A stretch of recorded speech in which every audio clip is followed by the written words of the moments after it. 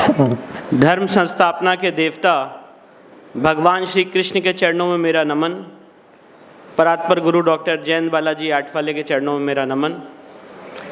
और आज आप सबके बीच आके आपका प्यार पाके अभिभूत हूँ।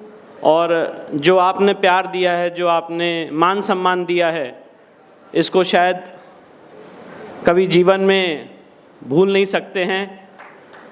और जितने लोग आज यहाँ पे एकत्रित हुए हैं नेशन फर्स्ट के इस आयोजन में, मेरे से जो अग्रज हैं, मेरे से सीनियर्स हैं, आप सबको मैं प्रणाम करता हूँ, नमन करता हूँ।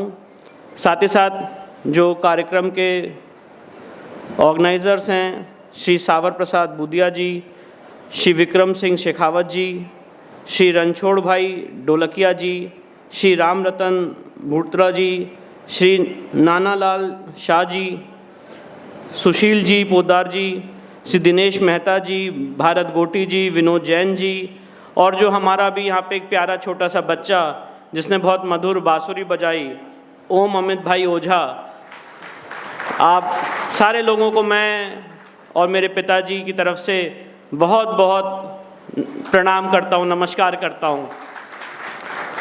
और उम्मीद नहीं थी, कल्पना नहीं थी कि जिस तरह से आज हम लोग यहाँ पे एक पवित्र भावना से सारे लोग एकत्रित हुए हैं, इतनी भारी बारिश के बीच में भी आप लोग आज यहाँ पे एकत्रित हुए हैं संडे के दिन, तो बहुत ही मुझे लगता है आज सारे लोग मिलके, ये जो आज मैं आपके सामने बात रखने जा रहा हूँ, ये कोई स्पीच नहीं है। आज मंशा ये है कि सारे लोग मिलके जो इस समय हमारे देश, हमारे समाज, हमारे राष्ट्र के ऊपर एक खतरा मंडरा रहा है, उसमें क्या सल्यूशन हो। हम लोग सारे लोग, मैं कल डिनर पे मौजूद था माननीय बुदिया जी के साथ, तो मुझे डिनर पे लग रहा था कि मैं यहाँ पे बात क्या रखूँगा, क्योंकि मुझसे ज़्यादा समस्या जो यहाँ पे आप जैसे जागृत लोग आज यहाँ पे बैठे हैं, सारे लोगों को आज विषय क्या है, समस्या क्या है, ये सारी बातें हम लोग को पता है। किस तरह से कन्वर्जन हो रहा है, किस तरह से लव जिहाद की घटनाएं बढ़ रही हैं, ये सारी जो आज समस्याएं समाज में चल रही है, हम लोगों को पता है, जागरूक है। तो मेरा आज आपके सामने जो रोल है वो समाधान की तरफ, कि कैसे इस समस्या को सॉल्व किया जाए और जिसमें लीगल माध्यम से इन विषयों को टच किया जाए और इसमें हम सल्यूशन की तरफ बढ़ें, वो मेरा एक मेन फोकस रहेगा आज की इस बातचीत में। पर सबसे पहले मैं आज अपनी बात रखने से पहले, और एक पावर पॉइंट प्रेजेंटेशन भी तैयार किया है, उसको आपको दिखाने से पहले मैं कुछ एक बहुत इम्पॉर्टेंट पहलू आपके सामने रखना चाहता हूँ, जो मैं ऐसा समझता हूँ कि, और हम सारे लोग जो यहाँ पे एकत्रित, हम लोग ये मानते हैं कि वो हमारे इस पूरे विश्व की, वर्ल्ड हिस्ट्री में एक बहुत इम्पॉर्टेंट भूमिका रखती है। और वो घटना है 22 जनवरी 2024 की, जब हमारे प्रभु श्री राम की प्राण प्रतिष्ठा हुई। इस देश में बहुत सारे कार्यक्रम हुए और बहुत सारे कार्यक्रम आगे होंगे भी, पर मैं ऐसा मानता हूं कि 22 जनवरी 2024 का जो दिन है, वैसा कार्यक्रम ना इस देश में कभी हुआ है, ना आगे आने वाले समय में कभी होगा। क्योंकि 22 जनवरी 2024 का जो दिन है, हम लोग बहुत खुश नसीब हैं कि हमारी पीढ़ी ने ये गौरव का पल देखा। पर वो गौरव का पल लाने के लिए 20 पीढ़ियों ने जो इंतजार किया, कितने लोगों ने अपनी शहादत दी, कितने लोगों ने बलिदान दिया, कितने लोगों ने इसमें जीवन खपा दिया गया, जो ये दिन नहीं देख पाए, आज उन सारे लोगों को भी श्रद्धांजलि देने का समय है। मुझे याद है राम मंदिर की ये जो पूरी जब संघर्ष शुरू हुआ, तो आप सबको मैं बताना चाहता हूं, गोपाल सिंह विशारद ने 1950 में पहला मुकदमा दायर किया था फैज़ाबाद की डिस्ट्रिक्ट कोर्ट, फैज़ाबाद की सिविल जज सीनियर डिवीज़न के सामने, और तब ये पता नहीं था कि 9 नवंबर 2019 का दिन भी देखना पड़ेगा। 69 इयर्स की ये जो जर्नी है, 69 इयर्स की ये जो लीगल जर्नी है, ये सिर्फ गोपाल सिंह विशारद की नहीं, पराशरन साहब की नहीं, विश्व हिंदू परिषद की नहीं, संघ की नहीं, हमारे पूरे सिविलाइजेशन की, हमारी पूरी सभ्यता, हमारी पूरी संस्कृति की एक जर्नी है, जहां पे हमने ये मैसेज देने की कोशिश की है कि कलम की ताकत तलवार की ताकत से बड़ी होती है। मुझे याद है जब 1989 में पूरा राम मंदिर का केस पहले तो सिविल कोर्ट में चल रहा था फैज़ाबाद की, और 39 इयर्स तक ये मामला पेंडिंग रहा। उस समय सोशल मीडिया का दौर नहीं होता था, पर सनातन समाज ने एक मन बना लिया था कि राम मंदिर के केस में अब जल्द से जल्द निर्णय आना चाहिए। 39 इयर्स हो गए हैं, और पहली बार ऐसा हुआ कि एक लोअर कोर्ट से मामला इलाहाबाद हाई कोर्ट में ओरिजिनल ट्रायल के लिए आया, और उस समय मेरे पिताजी श्री हरिशंकर जैन साहब ने लखनऊ हाई कोर्ट में प्रैक्टिस करते थे। एक बहुत महत्वपूर्ण फैसला लिया अपने जीवन में। मूलतः तो वो प्रैक्टिस 1976 से कर रहे थे, पर जब राम मंदिर और इसी विचारधारा से, इसी संकल्प से बंधे हुए थे, मैं कल बता भी रहा था विनीत जैन भाई साहब और दिनेश मेहता जी को, मेरी दादी जी श्री हनुमान जी महाराज की परम भक्ति स्वर्गीय विभावती जी, और उन्होंने मेरे पिताजी को ये आदेश दे रखा था कि तुम्हें राम काज में अपनी सेवाएं देनी है, बाकी कोई और काम नहीं करना है। तो जब 1989 में ये मुकदमा, बड़ी इंटरेस्टिंग आपको स्टोरी बता रहा हूं, 1989 में जब ये मुकदमा फैज़ाबाद से चल के लखनऊ की हाई कोर्ट में ट्रांसफ़र हुआ और 3 जज बैठे इस मुकदमे को सुनने के लिए, तो मेरे पिताजी के मन के अंदर जो, और क्योंकि उस समय हिंदूज़ की तरफ से डिफेंस, हिंदूज़ की तरफ से अपनी बात रखने वाला कोर्ट में या रामलला का पक्ष रखने वाला कोई भी मौजूद नहीं था, और मेरे पिताजी अपने आप को रोक नहीं पा रहे थे। वो चाहते थे इसमें सेवाएं दे, दादी माँ का आदेश भी था। तो उन्होंने सूट की कॉपी जो मुस्लिम पक्ष के वकील है ज़फ़र आप जिलानी साहब, उनसे मांगी कि ज़रा हमें पढ़ने के लिए कॉपी दे दीजिए कि देखिए इसमें है क्या। तो जब उन्होंने पढ़ा तो ज़फ़र आप जिलानी साहब उनसे अगले दिन मिले, तो उन्होंने कहा कि इसमें हम चाहते हैं कि आप हमारी तरफ से, बाबरी मस्जिद एक्शन कमेटी की तरफ से आप आएँ और इसमें आप सेवाएं दें, और जितने एक लालच प्रलोभन दिए जा सकते हैं किसी भी व्यक्ति को, जितने एक लालच प्रलोभन किसी भी एक वकील को दिए जा सकते हैं, वो सारे लालच प्रलोभन दिए जाए। और जब मैं अपने पिताजी से बात करता हूं तो मैं उनसे पूछता हूं कि भाई आपने उस समय कैसे निर्णय लिया, तो बात बोलते बोलते उनके भी रोंगटे खड़े हो जाते हैं, आंखों में आंसू आ जाते हैं। वो मुझसे कहते हैं कि विष्णु, मेरा ज़मीर गवारा नहीं किया कि मैं अपने भगवान राम को, अपनी माटी को, अपने ईश्वर को, अपने आराध्य को धोखा देके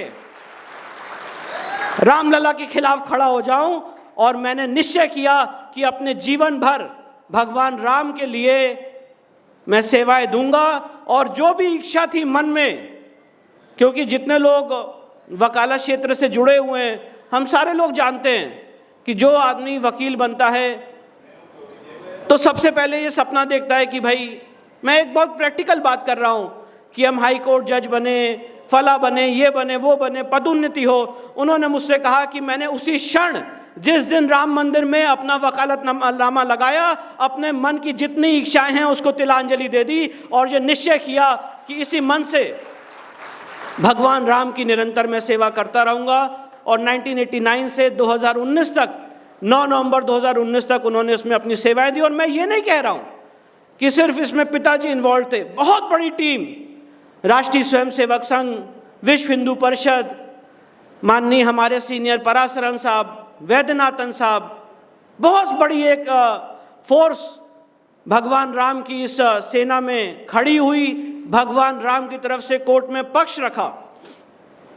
और पहली बार 1989 में भगवान राम लला विराजमान थ्रू नेक्स्ट फ्रेंड देवकी नंदन अग्रवाल की तरफ से इलाहाबाद हाई कोर्ट में मुकदमा दायर हुआ, जब हमारे प्रभु श्री राम स्वयं कोर्ट में आए और ये बोला कि ये पूरी संपत्ति मुझ में निहित करती है और ये टाइटल सूट हमें दिया जाए।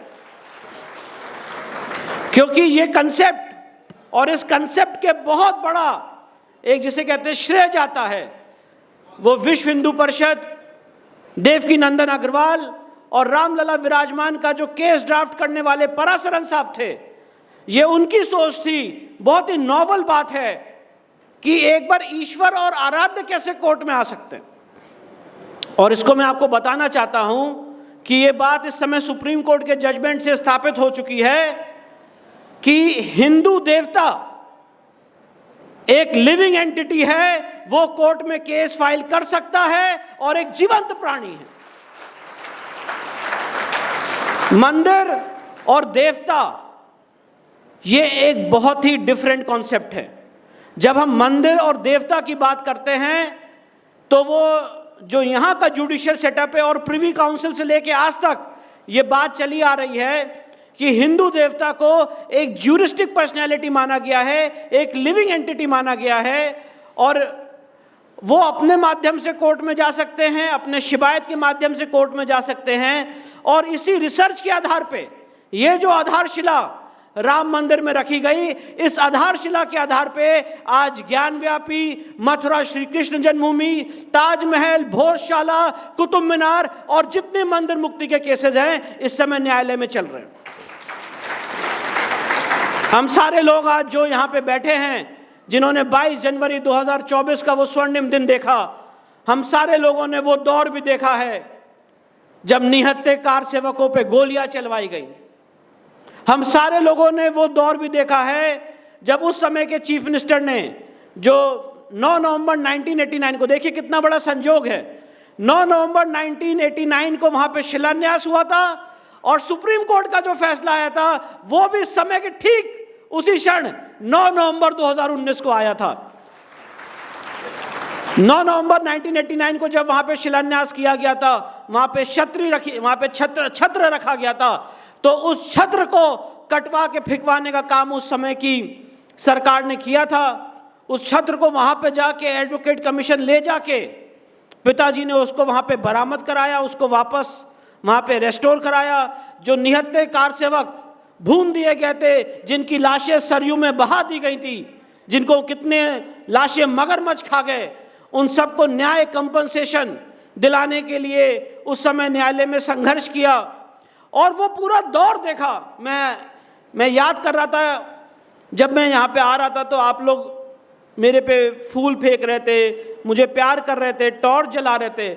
मैं वो दौर याद कर रहा था कि ये कितनी बड़ी, और ये सिर्फ मेरी बात नहीं है, मैं जो बात बोल रहा हूँ इसमें मैं का भाव नहीं है।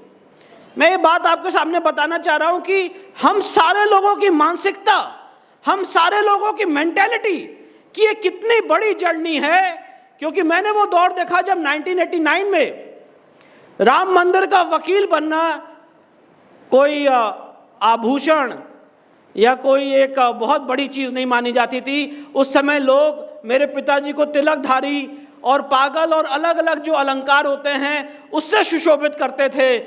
और मतलब आज जो यहाँ पे गैदरिंग हुई है, कभी कल्पना भी नहीं की थी कि मैं विष्णु शंकर जैन दिल्ली में सुप्रीम कोर्ट में प्रैक्टिस कर रहा हूं, सूरत में यहाँ पे जय श्री राम के नारे लगेंगे। इस तरह से लोगों के अंदर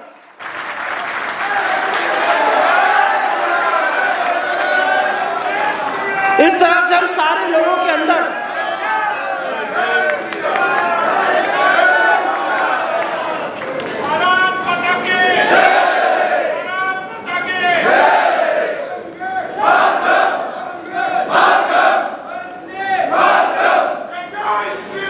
जय श्री राम।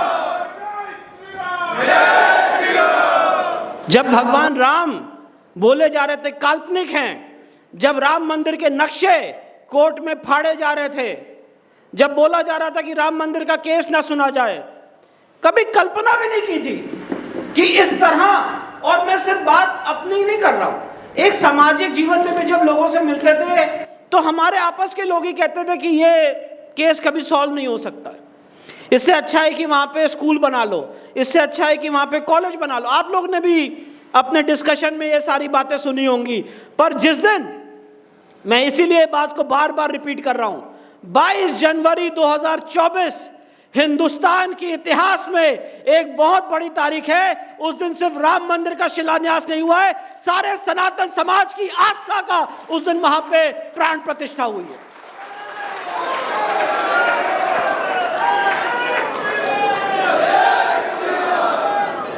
जो लोग हमें सेकुलरिज्म का ज्ञान देते हैं, ये जो 3 बड़ी बड़ी कम्युनिटीज हैं, आज जेरूसलम की उस भूमि के लिए पिछले 2000 सालों से डिस्प्यूट चल रहा है। पूरी इंटरनेशनल कोर्ट, पूरा यूनाइटेड नेशंस, बड़े से बड़े लोग उस डिस्प्यूट को सॉल्व नहीं कर पाए हैं। ये सिर्फ और सिर्फ हमारे संविधान की, हमारी जुडिशरी की, हमारी एग्जीक्यूटिव की ताकत है कि आज जो 500 सालों से चलता हुआ डिस्प्यूट था, इसको सॉल्व किया गया। और इस बात को हमें समझने की जरूरत है कि आज हम लोग इतिहास के एक बहुत ही क्रूशियल जंक्चर पे खड़े हुए हैं।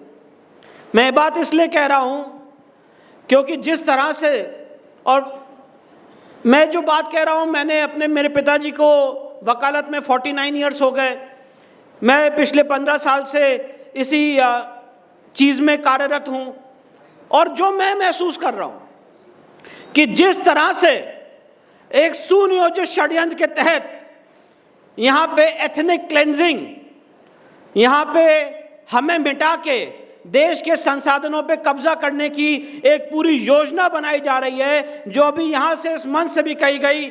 जब जनरल बिपिन रावत साहब को याद किया गया कि 2.5 दिन के युद्ध की उन्होंने बात कही थी, मैं इसीलिए बात कह रहा हूँ कि हम लोग एक बहुत ही इतिहास के बहुत ही नाजुक दौर पे खड़े हुए हैं, जहाँ पे समय हम सारे लोगों को अगले 15 साल के लिए निश्चय करना है कि हम लोगों को और जागरूक होके, और ज्यादा अलर्ट होके, अपने हकों के लिए, अपनी सारी चीजों के लिए आगे से आगे आके इसके लिए हम लोगों को लड़ाई लड़नी पड़ेगी। हम सब लोग बड़े अच्छे से जानते हैं, मैं आपके सामने ये बात रखना चाहता हूं कि किस तरह से 2010 में आपको एक बड़ी इंटरेस्टिंग घटना बनाना चाहता हूं। आप सब लोग जानते होंगे, आपने सुना भी होगा कि राम मंदिर केस के इलाहाबाद हाई कोर्ट में 3 मुख्य जज थे। जब 2010 में 30 सितंबर 2010 को इलाहाबाद हाई कोर्ट का इसमें फैसला आया, एक फ्रैक्चर्ड वर्डिक्ट आया 2/3 मेजॉरिटी से, जिसमें 1/3 इस जमीन को बांट दिया गया। काफ़ी इश्यूज़ पे हम लोग जीते, काफ़ी इश्यूज़ पे हम लोग हारे। तो उस समय इलाहाबाद हाई कोर्ट के जो राम मंदिर का केस कर रहे थे, उसके वन ऑफ द जजेस हैं जस्टिस SU खान। आप सब लोग को मैं बताना चाहता हूं, और ये बहुत बड़ा मैसेज है, शायद आज मेरी पूरी बात यहीं से शुरू करनी चाहिए और ये बात आप लोगों के दिल में घर कर जानी चाहिए। जस्टिस SU खान ने राम मंदिर के जजमेंट में एक बड़ी अहम बात कही, जो नोट करने वाली है, जो समझने वाली है। और आप सब लोग, इस समय तो संचार क्रांति का दौर है, और मैं पेशे से स्वयं वकील हूं, तो कोई भी बात रिकॉर्ड के अगेंस्ट नहीं करता हूं। कोई भी व्यक्ति गूगल कर सकता है, Ram Mandir judgment of Allahabad high court Lucknow bench 30 सितंबर 2010 का जजमेंट आपके मोबाइल पे खुल जाएगा। पेज नंबर 276, जरा इस जजमेंट का जो जस्टिस SU खान ने लिखा है वो क्या लिखा है, और मुस्लिम कम्युनिटी को क्या संदेश दिया है एक संवैधानिक पद पे बैठ के। ये बहुत समझने वाली बात है, और उसको वर्बेटम कोट अनकोट आपके सामने कर रहा हूं। उसके बाद उसका हिंदी भावार्थ, हिंदी जो ट्रांसलेशन है वो भी आपके सामने रखूंगा। तो जस्टिस SU खान लिखते हैं, राम मंदिर के जजमेंट में इलाहाबाद हाई कोर्ट ने जो दिया, पेज नंबर 276 में quote unquote, under the sub heading of demolition I have admired our resilience. However, we must realize that such things do not happen in quick succession. Another fall, and we may not be able to rise again, at least quickly, Today the pace of the world is faster than it was in 1992. We may be crushed. मतलब justice SU Khan साहब Muslim community को संदेश दे रहे हैं और वो कह रहे हैं कि अगर फिर से कुछ हुआ तो ऐसी सिचुएशन आ सकती है कि हम लोग क्रश हो जाएं। बात समझिएगा।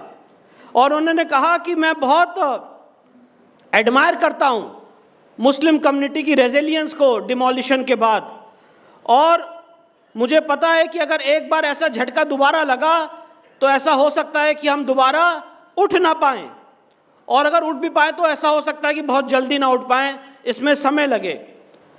फिर उसके बाद उन्होंने एक शेर और शायरी कोट की है। उन्होंने लिखा है, वतन की फिक्र का नाता मुसीबत आने वाली है, तेरी बर्बादियों के मशवरे हैं आसमानों में, ना समझो तो मिट जाओगे ए हिंदुस्तान वालों, तुम्हारी दास्तां तक भी ना होगी दास्तानों में। ये उन्होंने उस कम्युनिटी को एक शेर के माध्यम से बताया है। फिर उसके बाद उन्होंने आगे पेज नंबर 279 में कहा है, और ये बात बहुत गौर करने वाली है, only those species survive which collaborated and improvised. वही कौमें रहती हैं जो मिलती हैं और आगे इम्प्रोवाइज करती हैं।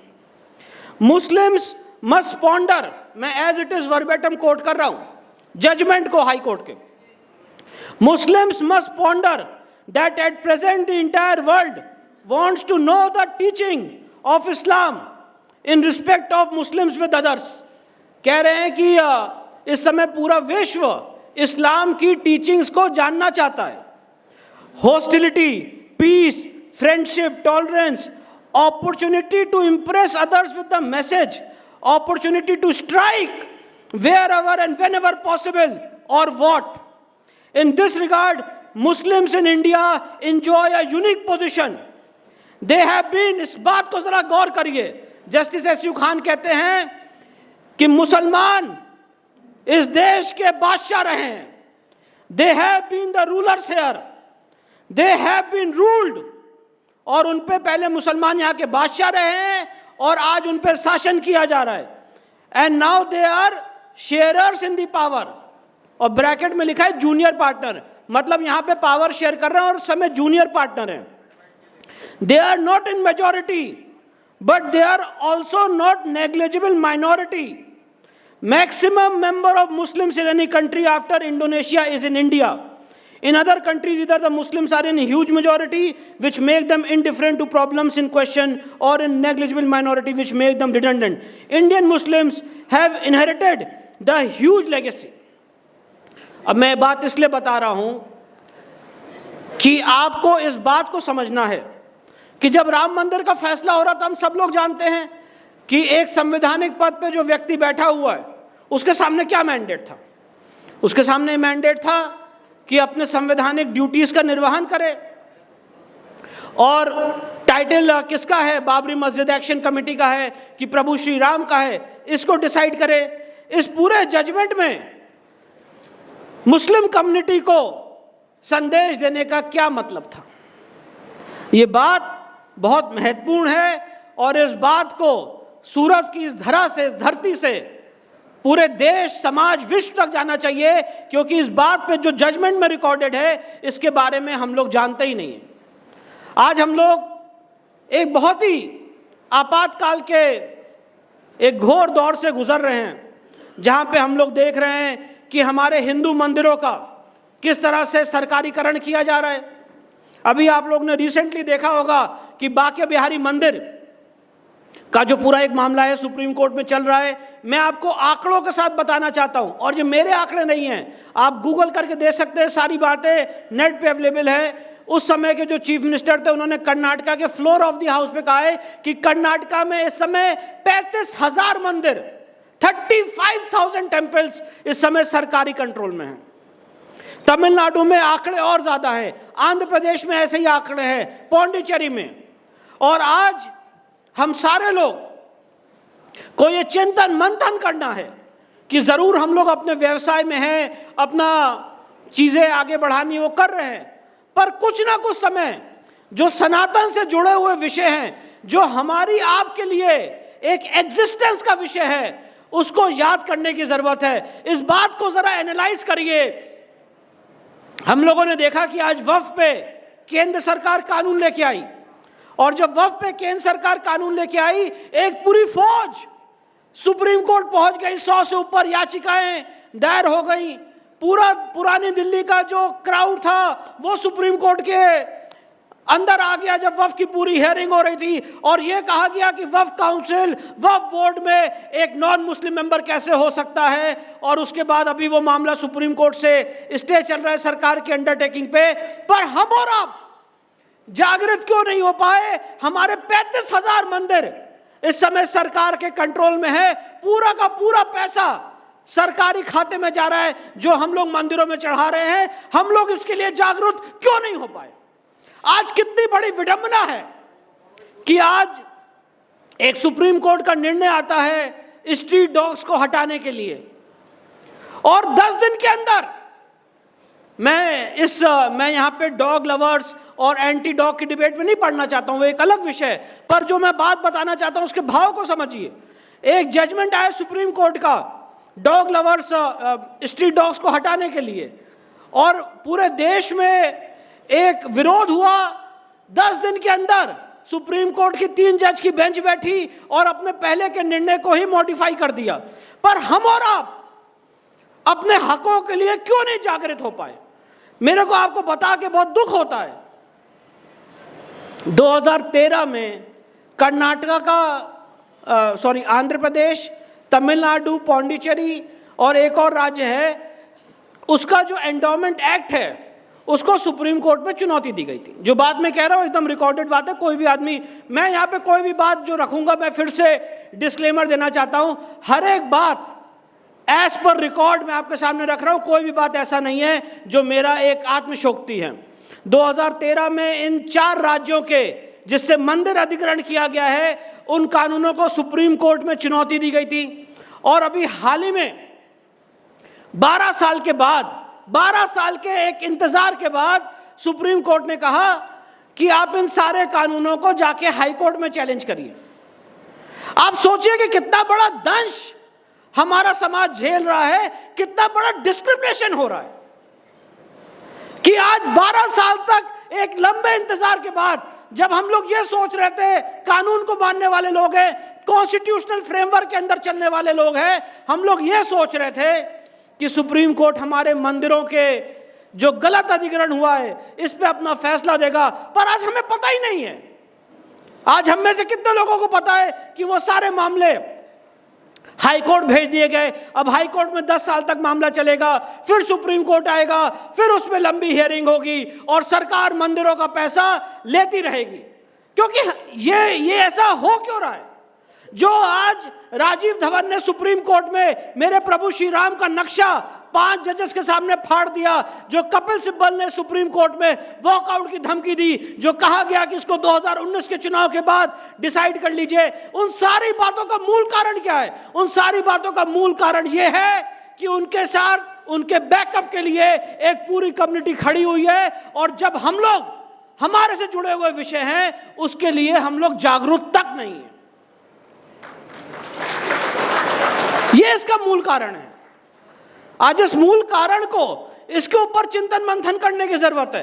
कितने ऐसे निर्णय हैं जो हमारे आपके खिलाफ आ चुके हैं, कितने ऐसी धाराएं हैं संविधान में, कितने ऐसे कानून हैं जो हमारी आपकी सिर्फ आत्मा को नहीं, हमारी आपकी अस्मिता को, हमारे आपके मान सम्मान को खत्म करने के लिए बनाए जा चुके हैं, पर हम लोग आवाज नहीं उठा रहे हैं।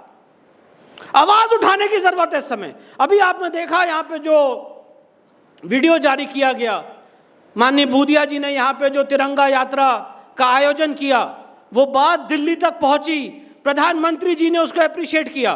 पर क्या सरकार ने बताया था कि आप ऐसा करिए? ये तो इनके अंदर का भाव था कि मुझे अपने देश, राष्ट्र, समाज के लिए कुछ करना है, और तिरंगा यात्रा निकाली। और आज उसके बाद हम लोगों ने देखा कि यहाँ पे प्रधानमंत्री तक उस बात का संज्ञान लिया गया। तो सवाल ये है कि हमारे अंदर सबसे बड़ी दिक्कत है कि हम लोग ये सोचते हैं कि हमने एक पॉलिटिकल पावर स्थापित कर दी और उसके बाद हम लोग शांति से बैठ जाते हैं। उसके बाद हम लोग मांग करना शुरू नहीं करते हैं। आज इस समय आ गया है कि एक पूरे देश में, और मैं बूदिया जी से, हमारे बहुत सीनियर हैं, वरिष्ठ हैं, उनका बच्चा होने के नाते नेशन फर्स्ट के इस कार्यक्रम में ये आह्वान करना चाहता हूं कि एक सनातन हिंदू चार्टर बनना चाहिए जिसमें हमारी डिमांड्स आनी चाहिए कि हमारी मांगे क्या है। हमें अपनी मांगे ही नहीं पता है। सनातन हिंदू चार्टर की कुछ मांगे आपका छोटा भाई होने के नाते आपके सामने रखता हूं। सबसे पहली मांग, काशी विश्वनाथ का मुकदमा जल्द से जल्द ट्रायल हो, यह जल्द से जल्द इसका निर्णय आए। सनातन हिंदू चार्टर की दूसरी मांग, कृष्ण जन्मभूमि का मुकदमा जल्द से जल्द ट्रायल हो, उसमें फैसला आए। भोजशाला का मुकदमा, टीले वाली मस्जिद का मुकदमा, ताजमहल का मुकदमा, इन सारों पे जल्द से जल्द निर्णय आए। प्लेसेस ऑफ वर्शिप एक्ट 1991 पूर्णतः रिपील किया जाए, खत्म किया जाए। वक्फ एक्ट 1995 में आमूल चूल परिवर्तन लाया जाए। सारे हिंदू मंदिरों को वापस एक बोर्ड बना के हिंदू समाज को सौंपा जाए। यह बेसिक मांग होनी चाहिए हमारी। जब तक हम लोग मांग नहीं करेंगे, जब तक जैसे एक बच्चा भूखा होता है, मां के पास जाता है, तभी तो कुछ चीजें मिलती हैं। आज उदयपुर फाइल्स में हम सारे लोगों ने देखा कि उदयपुर फाइल्स में सुप्रीम कोर्ट ने कहा था let the movie be released, और ये बात जो मैं बोल रहा हूं आप सब लोग गूगल कर सकते हैं, let the movie be released. उसके बाद एक पूरी लॉबी पहुंच गई दिल्ली हाईकोर्ट, और दिल्ली हाईकोर्ट ने उस पर रोक लगा दी। पूरी जांच हुई, इतनी भयंकर जांच की गई, और मूवी में कितने सीन्स काट दिए गए। आपको जान के हैरानी होगी, उदयपुर फाइल्स का पहला नाम था ज्ञानव्यापी फाइल्स। ज्ञानव्यापी फाइल्स भी नहीं रखने दिया गया। और आज हमारे आपके आराध्य ईश्वर, हमारे आपके वल्लभाचार्य संप्रदाय के ऊपर भद्दी मूवी बनाई गई, महाराज मूवी, OTT पे। गुजरात हाईकोर्ट में चैलेंज भी हुई, उसके बाद यहीं पे डिसमिस हो गई। हम लोगों को पता ही नहीं है, हम लोग को पता ही नहीं है कि जो ब्रिटिश जज थे 1862 के जजमेंट में उन्होंने हमारे आराध्य, हमारे ईश्वर श्रीनाथ जी के बारे में कितनी भद्दी भद्दी बातें अपने जजमेंट में लिखी हैं। हम लोग कभी अपनी अस्मिता के लिए खड़े ही नहीं हुए। इस समय आ गया है, इसीलिए मैंने कहा कि सनातन हिंदू चार्टर की जरूरत है। इस समय किस तरह से आप लोग देख रहे होंगे, अलग अलग जगह मजार बना के कब्जा किया जा रहा है। और उसी बात को आगे बढ़ाते हुए मैं अपने इस पीपीटी को आपके सामने पेश करूंगा। मेरी पीपीटी का सबसे पहला पहलू है, और ये बात लीगली होल्ड हो चुकी है, सिर्फ हमें आपको इसके लिए अवेयर होना है और एक टीम बना के संगठित होके इसके लिए काम करना है। Union of India versus state of Gujarat, यह सुप्रीम कोर्ट का रिपोर्टेड जजमेंट है 31 जनवरी 2018 का। इसका आपको पहला पेज पढ़ के सुनाऊंगा। उससे पहले आपको बताना चाहता हूं कि किस तरह से आज हमारे पे जो इंक्रोचमेंट हो रहा है इसको हम लोग हटा सकते हैं। उसका सबसे पहला उदाहरण है, रूबल ये जो पीपीटी है जो मैंने लास्ट में भेजी वही है, लास्ट में जो भेजी है। आज हम लोग देख रहे हैं कि किस तरह से, अभी मैं बूदिया सर से डिस्कस कर रहा था, रेलवे प्लेटफॉर्म के ऊपर कानपुर में चले जाइए, वहां पे मजार है, पुल के ऊपर मजार है, और ये सारी जगह मैं कहना चाहता हूं टोटल इलीगल इंक्रोचमेंट है। और ये विषय जब सुप्रीम कोर्ट में पहुंचा तो 31 जनवरी 2018 को सुप्रीम कोर्ट ने एक हिस्टोरिकल फैसला सुनाया, और सुप्रीम कोर्ट ने कहा कि जितना भी रिलीजियस अनऑथराइज कंस्ट्रक्शन है इसको तुरंत हटाया जाए। और इसके लिए कहा कि इतने पूरे देश में अनऑथराइज कंस्ट्रक्शन हम मॉनिटर नहीं कर सकते हैं, आप लोग अपने रिस्पेक्टिव हाई कोर्ट में जाइए। और हाई कोर्ट को ये निर्देश दिया कि जितना अनऑथराइज कंस्ट्रक्शन है वो इमीडिएटली हटाया जाए। अब देखिए हो क्या रहा है, आप सब जानते होंगे कि प्रयागराज में एक बहुत महत्वपूर्ण जगह है जहाँ पे शहीद चंद्रशेखर ने अपनी शहादत दी थी। उसे कंपनी बाग पार्क, एल्फ्रेड पार्क और इस समय चंद्रशेखर आज़ाद पार्क के नाम से जाना जाता है। जितने इलाहाबाद हाई कोर्ट के जजेज हैं विगत काफ़ी सालों से वहाँ पे सुबह टहलने जाते हैं, मॉर्निंग वॉक्स पे जाते हैं। उस पार्क के अंदर करीब 14 मज़ारें और एक मस्जिद पार्क के अंदर जहाँ पे उन्होंने शहादत दी थी वहाँ पे बना दी गई, और पार्क के एक पोर्शन को वक्फ संपत्ति भी घोषित कर दिया गया। हमने इसके लिए संज्ञान लिया, हमने इसके लिए इलाहाबाद हाई कोर्ट में याचिका लगाई, और याचिका में हमने सुप्रीम कोर्ट के इस जजमेंट का हवाला दिया जहाँ पे सुप्रीम कोर्ट ने लिखा है, मैं आपके सामने पढ़ देता हूँ। In respect of unauthorised construction of religious nature which has already taken place, the state governments and union territory shall review the same on case to case basis and take appropriate steps as expeditiously as possible। और उससे पहले लिखा है, as interim measure we direct that henceforth no unauthorized construction shall be carried out or permitted in the name of temple, church, mosque और gurdwara on public street, public parks और other public places। ये मैं नहीं कह रहा हूँ, ये supreme court का निर्णय है। और इसके आप आगे देखिए, जो कंपनी बाग में प्रयागराज में, ये बातें कभी आई नहीं, दबा दी गई। प्रयागराज में कंपनी बाग में किस तरह से अनऑथराइज कंस्ट्रक्शन हटाया गया, इसका आप ये चार्ट देखिए। अब मैं इसको पढ़ता हूँ। तथाकथित मज़ार, एक टेनिस कोर्ट के बगल में स्थित तथाकथित मज़ार सहित 13 अन्य कच्ची पक्की कब्र हटा दी गई। ब्रैकेट में लिखा हुआ है अतिक्रमण हटा दिया गया। ये हम इलाहाबाद हाई कोर्ट में हमने याचिका दी थी और हमने कहा था कि यहाँ पे इतने अनऑथराइज कंस्ट्रक्शंस हैं, इसका हमने फोटोग्राफ लगाया, और उसमें राज्य सरकार ने, हाई कोर्ट ने, जस्टिस मुनीश्वर भंडारी उस समय एक्टिंग चीफ जस्टिस थे, उन्होंने डायरेक्शन दिया कि आप सुप्रीम कोर्ट के ऑर्डर का कंप्लायंस करिए। और उस ऑर्डर के कंप्लायंस में राज्य सरकार ने क्या क्या एफिडेविट दिया वो मैं आपके सामने पढ़ के बता रहा हूँ। ये सारी बातें बताने का पर्पस ये है कि ये आप भी अपने राज्य में कर सकते हैं। दरगाह संदल शाह बाबा मज़ार 3 कब्रें, पीपल वृक्ष पर स्थित अतिक्रमण हटाया जा चुका है। स्टेडियम के दक्षिण पश्चिम कोने पर स्थित मस्जिद अतिक्रमण हटाया जा चुका है। गेट नंबर 5-6 के बीच कब्र अतिक्रमण हटाया जा चुका है।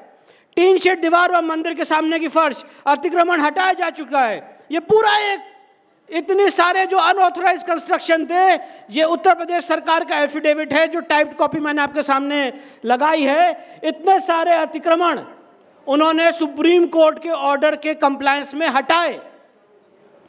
अब इसके बाद ये उसकी फोटोज हैं कि पहले कैसा लगता था, बाद में कैसा है, पहले कैसा लगता था, बाद में कैसा है, पहले कैसा लगता था, बाद में कैसा है। ये सब लीगल माध्यम से जो हम बात रख रहे हैं, इसमें कोई बड़ी चीज़ नहीं है, ये सारी चीज़ें हो सकती हैं। ये सारी, इसलिए मैंने आपके सामने फोटोग्राफ्स लगाई। और आपके राज्य का ही केस है, union of India versus state of Gujarat का। अब इसी तरह से जो अतिक्रमण हमारी पब्लिक लैंड्स पे किया जा रहा है, उसके लिए तो मैंने आपके सामने सल्यूशन रखा। मैंने आपसे कहा कि आज मैं सल्यूशन के बारे में बात करूंगा, उसके लिए मैंने आपके सामने सल्यूशन रखा। हमारे पास पूरी रिट पिटिशन का फॉर्मेट है, मैं बूदिया जी से शेयर करूंगा। आपको कुछ नहीं करना है, जहां पे आपको अतिक्रमण दिखे, कृपया जागरूक नागरिक होइए, उसकी फोटो खींचिए, बूदिया जी को दीजिए, वो पिटिशन में उसको डालेंगे, सुप्रीम कोर्ट का जजमेंट लगाइए, गुजरात हाई कोर्ट में डाल दिए। कोई इफ एंड बट नहीं है, कोई डिबेट नहीं है। सुप्रीम कोर्ट का निर्णय है कि सारे अनऑथराइज कंस्ट्रक्शन को हटाना है, और अनऑथराइज कंस्ट्रक्शन हटाने के लिए आपको फोटोग्राफ नाम और प्लेस के साथ देनी है, वो सारे अनऑथराइज कंस्ट्रक्शन हटाए जाएंगे। अब इसी तरह से हम सारे लोग जानते हैं कि हमारे 12 ज्योतिर्लिंग में से 5 ज्योतिर्लिंग स्वयंभू हैं, और उन 5 स्वयंभू ज्योतिर्लिंग में जो सबसे प्रथम ज्योतिर्लिंग है वो आदि विश्वेश्वर का ज्योतिर्लिंग है, जो ज्ञान व्यापी में स्थित है। वहाँ पे भी एक बहुत महत्वपूर्ण मुकदमा चल रहा है। वहाँ पे अतिक्रमण सिर्फ मंदिर पे नहीं हुआ है।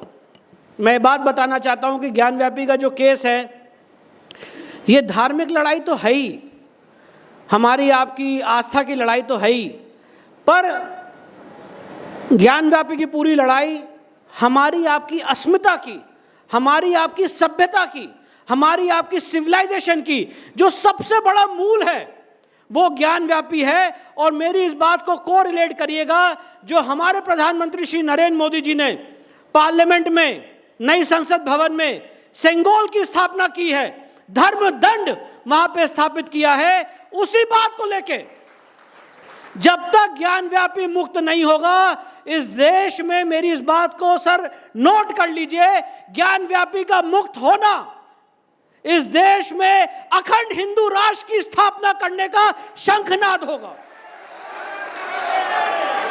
इसीलिए ज्ञानव्यापी बहुत महत्वपूर्ण है। आप सब लोग उस क्षेत्र से आते हैं जहां पे हम लोगों ने देखा कि किस तरह से सोमनाथ मंदिर को भंजित किया गया, तोड़ा गया, क्योंकि एक व्यक्ति को यह घृणा थी कि तुम लोग मूर्ति पूजक हो, और ये मैसेज देने की कोशिश की गई मंदिर तोड़ के कि तुम्हारा बिलीफ, तुम्हारी मान्यता हमारी मान्यता से नीचे है। और ज्ञानव्यापी मुक्त होके ये मैसेज देना है पूरे विश्व को कि हमारे आराध्य देवादिदेव महादेव इस विश्व के सर्वप्रथम देवता है, सर्वप्रथम भगवान है, और हम लोग अपनी आस्था और अपनी अस्मिता के साथ एक पल भी समझौता नहीं कर सकते हैं। ज्ञानव्यापी केस को आप लोगों के सामने इसलिए पेश कर रहा हूं कि यह अति महत्वपूर्ण, सनातन समाज के लिए एक दुर्लभ आध्यात्मिक ऊर्जा का केंद्र काशी, जिसका बयान शब्दों में नहीं हो सकता है, ये उस तरह का केंद्र है। और वहां पे किस तरह से अतिक्रमण किया गया है और किस तरह के स्वांग रचे जा रहे हैं, किस तरह के तर्क दिए जा रहे हैं, ये अपने सामने आपको ये पहली फोटो बयान करती है।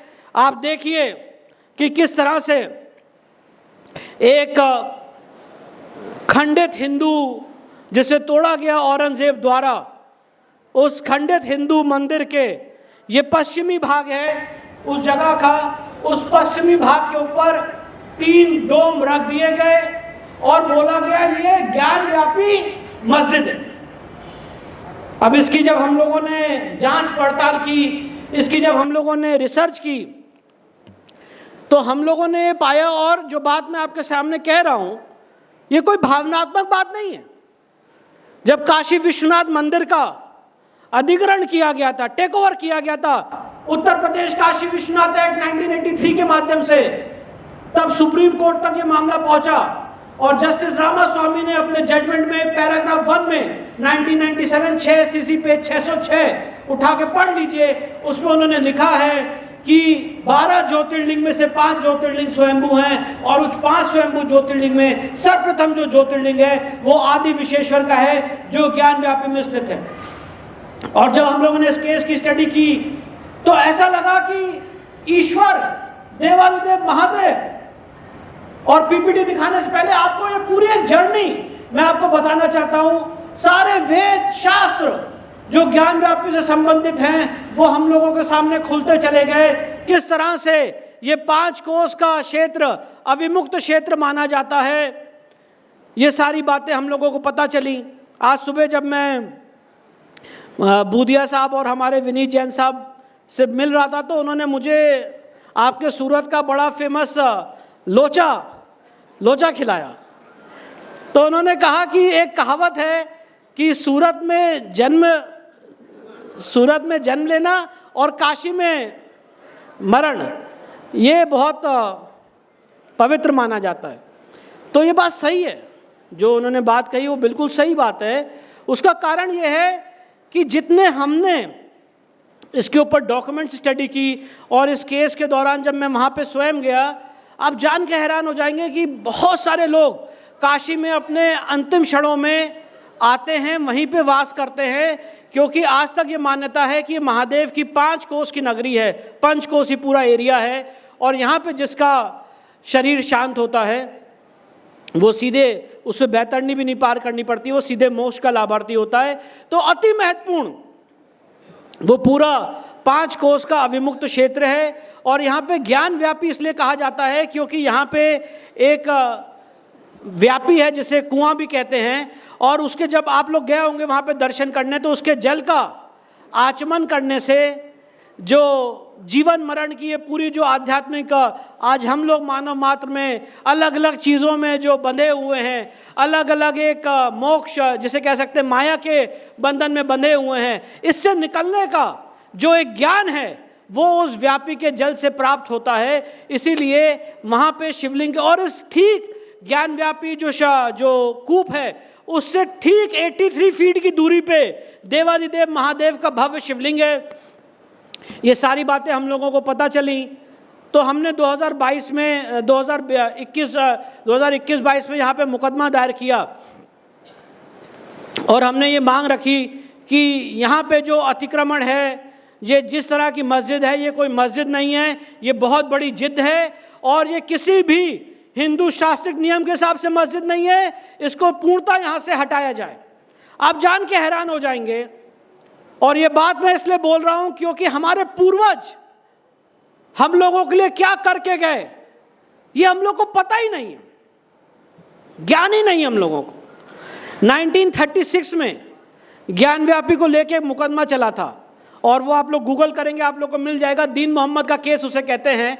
दीन मोहम्मद के केस में जब उस समय की ब्रिटिश सरकार थी, उन्होंने 12 हिंदुओं की गवाही दिलवाई और 12 हिंदुओं ने बताया कि किस तरह से हम ज्ञानव्यापी के दक्षिण में, पूरब में, ईस्ट में, वेस्ट में अलग अलग जगह सारी देवी देवताओं की पूजा कर रहे हैं, कैसे यहाँ पे भगवान हनुमान स्थापित हैं, कैसे यहाँ पे गणेश जी स्थापित हैं। और एक बात बड़ी महत्वपूर्ण उन्होंने कही, ये बात इंटेलेक्चुअली आज इस कार्यक्रम के माध्यम से हम सारे सनातन समाज के अंदर घर कर जानी चाहिए, और वो बात यह है कि देवता का अस्तित्व मिटाने से देवता का अस्तित्व खत्म नहीं होता है। ये बात जो मैं आपके सामने रख रहा हूं, जो मैं आपके सामने प्रपोजिशन रख रहा हूं, ये मेरा प्रपोजिशन नहीं है। गोपाल चंद्र शास्त्री, उन्होंने बहुत फेमस किताब लिखी है हिंदू लॉ पे। बीके मुखर्जी जो सुप्रीम कोर्ट के जज रहे हैं, उन्होंने हिंदू लॉ पे किताब लिखी है। और साथ ही साथ पीवी काणे साहब 7 वॉल्यूम में उन्होंने धर्मशास्त्र लिखा है। बहुत शायद कम लोग जानते होंगे कि पीवी काणे साहब को भारत रत्न पुरस्कार से नवाजा गया है। उन सारी किताबों का सार ये है कि अगर आप मंदिर को तोड़ देते हो, मूर्ति को भंजित कर देते हो, तो सनातन शास्त्रिक नियम है कि देवता वहां पे अप्रत्यक्ष रूप में विराजमान रहते हैं और मंदिर तोड़ने से देवता का अस्तित्व समाप्त नहीं होता है। और ये बात आप लोग से बेटर कौन जानता है। अगर ऐसा नहीं होता तो सोमनाथ मंदिर तोड़ा गया, सोमनाथ मंदिर बनाया गया, सोमनाथ मंदिर तोड़ा गया, सोमनाथ मंदिर को बनाया गया। और उसी तरह से जब लोग ये सवाल पूछते हैं कि ज्ञानव्यापी में क्या होगा, मथुरा श्री कृष्ण जन्मभूमि में क्या होगा, तो हम सारे लोगों का एक ही उत्तर होना चाहिए कि वहां पे हमें हमारा मंदिर पुनर्स्थापित चाहिए। उसके लिए ये पूरी जनरेशन, इस पूरी सिविलाइजेशन को जीना पड़ेगा। जेम्स प्रिंसेप, आप कल्पना करिए कि कितनी यातनाएं, कितना ह्यूमिलिएशन इस पूरी कम्युनिटी ने झेला है। जेम्स प्रिंसेप एक जो बहुत वेल नोन इतिहासकार है, उन्होंने अपनी किताब में उस समय का 1670 में जब औरंगजेब ने यहाँ पे मंदिर तोड़ा, तो बड़ी इंटरेस्टिंग बात है कि मंदिर तोड़ने के बाद क्या हुआ, हमारे पूर्वजों ने कैसे उस दंश को, उस कर्ज को हमारे पूर्वजों ने कैसे झेला। तो जेम्स प्रिंसेप अपनी किताब में लिखते हैं कि यहाँ पे सनातन समाज के लोग इस तथाकथित मस्जिद की चौखट पे माथा रख के पूजा करके जाते हैं, ये मानते हुए कि उनके आराध्य हमारे ईश्वर अंदर हैं।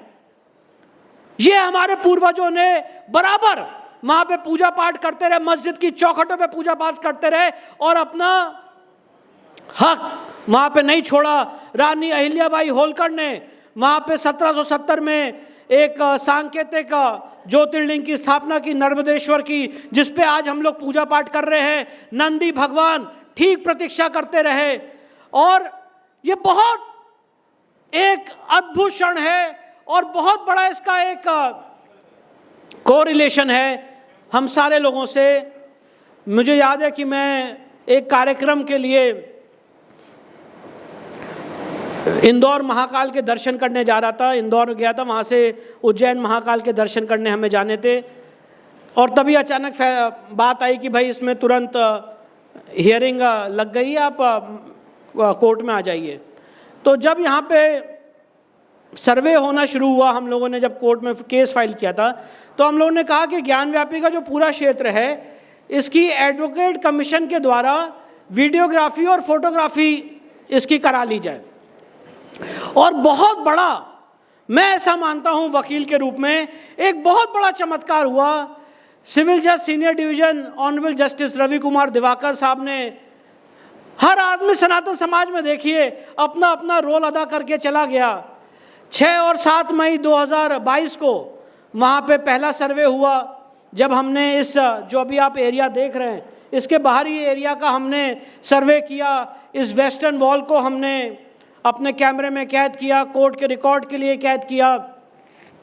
और उसके बाद मुस्लिम पक्ष की तरफ से अंजुमन इंतजामिया ने कहा कि आप मस्जिद के अंदर नहीं जा सकते, इसके अंदर का सर्वे हम नहीं होने देंगे। मैं ये भी बताना चाहता हूँ कि इस समय यहाँ पे चारों तरफ बैरिकेडिंग है, आप सब लोग भी जानते होंगे, आप लोगों ने देखा हुआ है। तो उसके लिए ऑनरेबल जस्टिस रवि कुमार दिवाकर साहब ने 12 मई 2022 को फैसला दिया और कहा कि सर्वे इस बैरिकेडिंग के अंदर भी होगा और कहीं पे ताला है तो उस ताला को तोड़ के भी आप सर्वे करिए। केंद्र सरकार ने, राज्य सरकार ने वहाँ पे ऐसी व्यवस्था की कि कम से कम हम सर्वे में सकुशल जा पाएँ।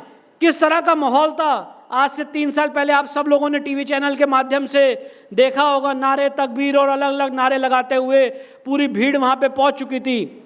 और जब गेट नंबर 4 पे हम लोगों को पहुँचना था, मैदागिन चौराहे से गेट नंबर 4 की करीब दूरी 1.5 से 2 किलोमीटर है। जब मैं और मेरे पिताजी उस सर्वे करने के लिए जा रहे थे तो सिर्फ और सिर्फ करीब 50-60 हज़ार से ज़्यादा सिर्फ और सिर्फ मुस्लिम समाज के लोग होंगे। और ये बात मैं इसलिए बता रहा हूँ, ये बात, ये स्टोरी, ये कहानी आपके सामने बताने का पर्पज़ ये है, इसमें पर्पज़ कोई आत्मशोक्ति करना या हमने क्या किया ये भाव नहीं है। ये पर्पज़ बताने का ये है कि अगर एक सनातन समाज का व्यक्ति अपनी रिसर्च, अपनी जो एबिलिटीज़ हैं, अपना जो बौद्धिक स्तर है, और अगर उस पर खरा उतरे तो किस तरह से ईश्वर का आशीर्वाद प्राप्त होता है, किस तरह से घटनाएं होती हैं, इसको ज़रा देखिए। तो जब हम वहाँ पे सर्वे करने जा रहे थे तो इतनी भयानक स्थिति थी, सिर्फ और सिर्फ मुस्लिम समाज के लोग वहाँ पे थे। और मैंने अपने पिताजी से पूछा कि आज तो बहुत भयंकर स्थिति, हम लोग तो शायद गेट नंबर 4 पे पहुँच भी नहीं पाएंगे। तो मेरे पिताजी ने मुझसे कहा कि विष्णु तुम डरो मत, आगे बढ़ते रहो। अगर आज हम लोग गेट नंबर 4 पे पहुंचे तो महादेव मिलेंगे, और नहीं भी पहुंचे तो महादेव हम लोगों को मिलेंगे, इसलिए रुकना नहीं। आप कल्पना करिए, निहत्थे एडवोकेट कमिश्नर की टीम 4-5 लोगों की, जो सिख समाज में हमारे कहावत है ना, चिड़िया बाज से बैर लड़ावा, तो 1.25 लाख से जो एक लड़ गए, वैसी एक स्थिति हुई। और जब वहाँ पे पहुँचे गेट नंबर 4 में, हुआ भी वही, महादेव हम लोग को मिले। जब 14, 15 और 16 मई को सर्वे किया गया तो किस तरह से वहाँ पे वेस्टर्न वॉल ने ये चीख चीख के हम लोगों को बताया कि एक हिंदू मंदिर का अवशेष है, किस तरह से वहाँ माँ श्रृंगार गौरी का पूरा स्थल है वो हम लोगों ने देखा, किस तरह से वहाँ पे हिंदू मंदिर के खंबे हैं, किस तरह से वहाँ पे संस्कृत के श्लोक लिखे हुए हैं, किस तरह से वहाँ पे स्वास्थ्य के निशान हैं, किस तरह से वहाँ पे डमरू बना हुआ है, किस तरह से वहाँ पे भंजित मूर्तियाँ हैं। ये सारी चीज़ें हम लोगों ने देखी। और 16 मई, मुझे आज भी वो दिन भूलता नहीं है, 16 मई 2022 सोमवार का बुद्ध पूर्णिमा का दिन था। और जब सुबह 8 से 10 को वहाँ पे सर्वे होना था तो उससे पहले अंजुमन इंतजामिया ने बहुत बड़ा स्वांग रचा। उन्होंने कहा कि इस वजू, क्योंकि जब मैं 15 मई को वहाँ पे सर्वे कर रहा था तो इस मस्जिद के अंदर जब मैं गया, जो इस मस्जिद के फर्स्ट फ्लोर पे, तो वहाँ पे बीच में वजू टैंक बना हुआ था और मैंने वजू टैंक में देख के कहा कि मुझे यहाँ पे भी सर्वे करना है। तो जैसे किसी चोर की चोरी पकड़ी जाती है तो वहाँ पे लोगों ने कहा नहीं नहीं, इसका सर्वे नहीं हो सकता, ये वजू टैंक है, इसमें मछलियाँ मर जाएंगी, यहाँ कैसे सर्वे कर सकते हैं। तो मैंने एडवोकेट कमीशन से, जो कोर्ट के नुमाइंदे हैं, विशाल सिंह जी से मैंने कहा कि कोर्ट का आदेश है हर एक एरिया, हर एक इंच में सर्वे करने का, और मुझे यहाँ पे भी सर्वे करना है। आप जान के हैरान हो जाएंगे कि उत्तर प्रदेश सरकार ने स्पेशल ऑक्सीजन की व्यवस्था की, और वो ऑक्सीजन इस वजू टैंक में लगाई गई कि मछलियाँ ना मर जाए। जो 3 फीट का पानी था वजू टैंक में, और वो पानी कम किया गया। और जब 16 मई 2022 को मैं और मेरी लीगल टीम एक पटरी लगा के इस वजू टैंक के बीचों बीच पहुंची और अपने आराध्य अपने ईश्वर को स्पर्श किया, तो यकीन मानिए कुछ समय के लिए हम लोग भूल गए हम लोग वकील हैं, और अपने ईश्वर को अपने आराध्य को स्पर्श करके चीख उठे, चिल्ला उठे, नमः पार्वती पते हर हर महादेव। और ये निर्णय किया, उसी क्षण ये निर्णय किया कि आज अपने ईश्वर अपने आराध्य के ऊपर अब हम लोग नहीं थूकने देंगे, हाथ पैर नहीं धोने देंगे। वहां पे काशी विश्वनाथ ट्रस्ट ने, जो मुस्लिम पक्ष के वकील थे, उनके लिए भोग प्रसाद की व्यवस्था की। वो लोग काशी विश्वनाथ के अंदर बैठ के भोग प्रसाद ग्रहण कर रहे थे, और 12 बजे वहां पे वो पूरा एरिया कोर्ट के ऑर्डर से सील हो चुका था। इस सीलिंग के ऑर्डर को सुप्रीम कोर्ट में चुनौती दी गई सीधे। कानून हमारे आपके लिए अलग है और जो दूसरा पक्ष है उसके लिए अलग कानून है। ये बात मैं बहुत बोल्डली कहना चाहता हूं। इस देश में 2 कानून चल रहे हैं। जब हम और आप न्यायालय जाते हैं तो एक देखने का चश्मा है, और जब कोई दूसरा पक्ष न्यायालय जाता है तो दूसरा देखने का चश्मा है। आप जितने लोग यहाँ पे वकील क्षेत्र से भी लोग आते हैं, न्यायालय क्षेत्र से भी आते हैं, एक सिविल जज सीनियर डिवीजन के ऑर्डर को कहां चुनौती दी जाती है? आप डिस्ट्रिक्ट कोर्ट जाएंगे, उसके बाद आप हाई कोर्ट जाएंगे, उसके बाद आप सुप्रीम कोर्ट आएंगे। पर इस देश की लीगल हिस्ट्री में ऐसा पहली बार हुआ कि एक सिविल जज सीनियर डिवीजन ऑर्डर, एक सिविल जज सीनियर डिवीजन के ऑर्डर को सीधे सुप्रीम कोर्ट में चुनौती दी गई। और सुप्रीम कोर्ट में अभी जो हमारे उस समय के चीफ जस्टिस ऑफ इंडिया थे, उन्होंने उसमें, क्योंकि जो सिविल कोर्ट थी, उन्होंने यहाँ पे ये भी आदेश दिया था कि नमाज यहाँ पे टोटल बंद कर दी जाए, रोक दी जाए। तो सीधे सिविल जज सीनियर डिवीजन के ऑर्डर को सुप्रीम कोर्ट में चुनौती दी गई। सुप्रीम कोर्ट ने पहली बार इस सिविल कोर्ट के ऑर्डर को अपने ऑर्डर में मर्ज किया, सबस्यूम किया, और जो नमाज वहाँ पे रोकने का आदेश था उसको रद्द किया और कहा कि यहाँ पे नमाज वापस चालू रहेगी, पर ये शिवलिंग का एरिया जो है वो बाकायदा सील रहेगा। इसके बाद हमने वहाँ पे एक दूसरी दरखास्त दी और हमने कहा कि शिवलिंग के एरिया को छोड़ के जो बाकी पूरा परिसर है इसकी ASI जांच कराई जाए। आप देख के आप जान के हैरान हो जाएंगे कि इतना बड़ा सिविलाइजेशनल संघर्ष कितनी जल्दी 15 दिन के अंदर ASI सर्वे का ऑर्डर हम लोग लोअर कोर्ट से लेकर सुप्रीम कोर्ट तक जीते। एग्जैक्ट आपको डेट्स बता रहा हूं। 21 जुलाई 2023 को डिस्ट्रिक्ट कोर्ट वाराणसी ने यहां पे ASI सर्वे का ऑर्डर दिया। इस आदेश को फिर से, आप सोचिए, बनारस से इलाहाबाद की दूरी है 100 किलोमीटर और काशी से नई दिल्ली की दूरी है 800 किलोमीटर, पर दूसरा पक्ष फिर से सीधे सुप्रीम कोर्ट पहुंचा। सुप्रीम कोर्ट ने सर्वे पे रोक लगा दी 24 जुलाई 2024 को। और मैं वही आपको घटना बताना चाहता था जो आपने 2014 और 19 में करिश्मा किया है। उस करिश्मे का यह कमाल था कि जब 21 जुलाई 2023 को वहां पे सर्वे का आदेश पारित किया गया था डिस्ट्रिक्ट जज वाराणसी द्वारा, तो 24 जुलाई 2023 को ASI की 42 मेंबर्स की टीम स्पेशल प्लेन से वहां पे पहुंच चुकी थी और सुबह 7 बजे से वहां पे सर्वे करना शुरू कर दिया था। ये बहुत बड़ा, ये जो कोर्ट के आदेश होते हैं उसका जो अनुपालन केंद्र सरकार ने और ASI ने किया, इसके लिए हम लोगों को उनको धन्यवाद देना चाहिए। और जब वहां पे सर्वे शुरू हुआ तो सीधे सुप्रीम कोर्ट पहुंच गए। सुप्रीम कोर्ट ने बिना कोई याचिका के, बिना कोई पिटीशन के, ओरल मेंशनिंग पे इस सर्वे पे रोक लगा दी और कहा कि इलाहाबाद हाई कोर्ट आप जाइए और इलाहाबाद हाई कोर्ट इस मामले की सुनवाई करेगा, और सर्वे पे रोक लगा दी। इलाहाबाद हाई कोर्ट में 26 जुलाई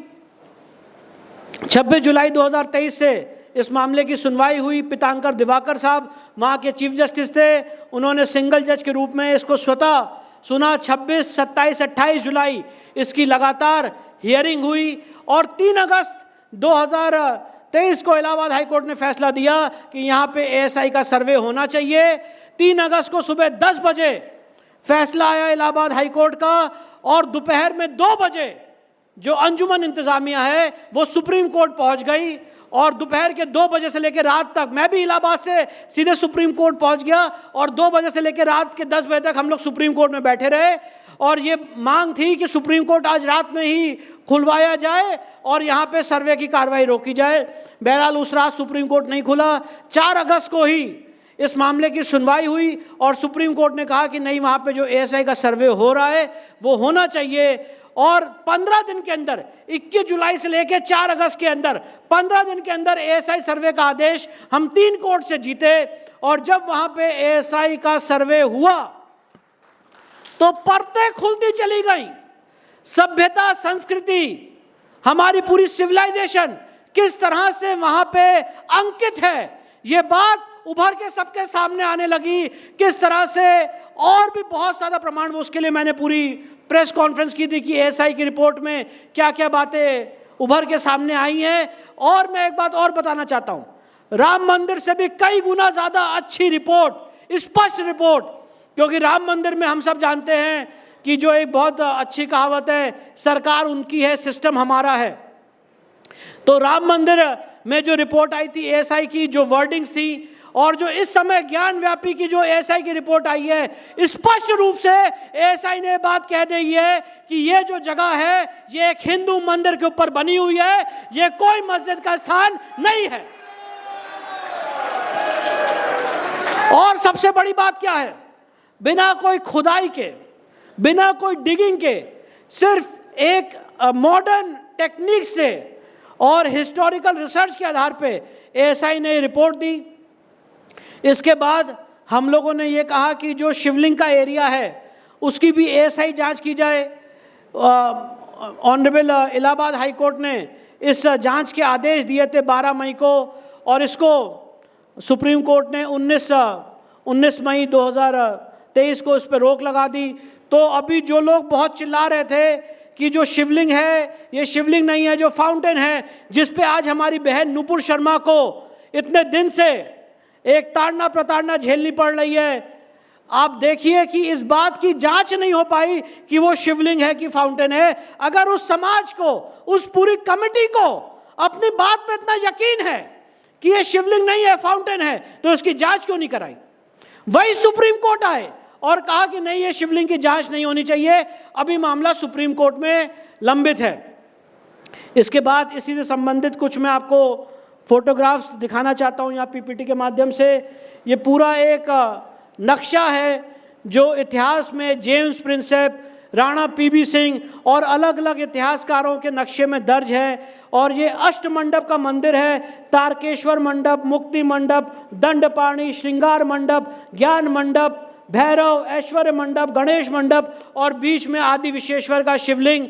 ये जहाँ पे शिवलिंग आज बरामद हुआ है ये वही मूल स्थान है और 83 फीट ठीक, नंदी से ठीक 83 फीट की दूरी पे ये शिवलिंग हम लोग को बरामद हुआ है, जो हिस्टोरिकल सारी चीज़ों से मैच करता है।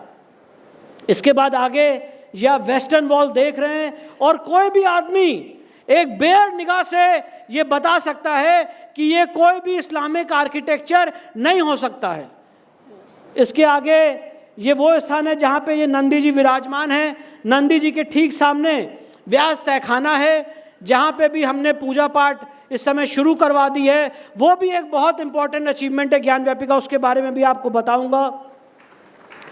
फिर इसके बाद ये माँ श्रृंगार गौरी का आप देखिए कितनी बड़ी विडंबना है।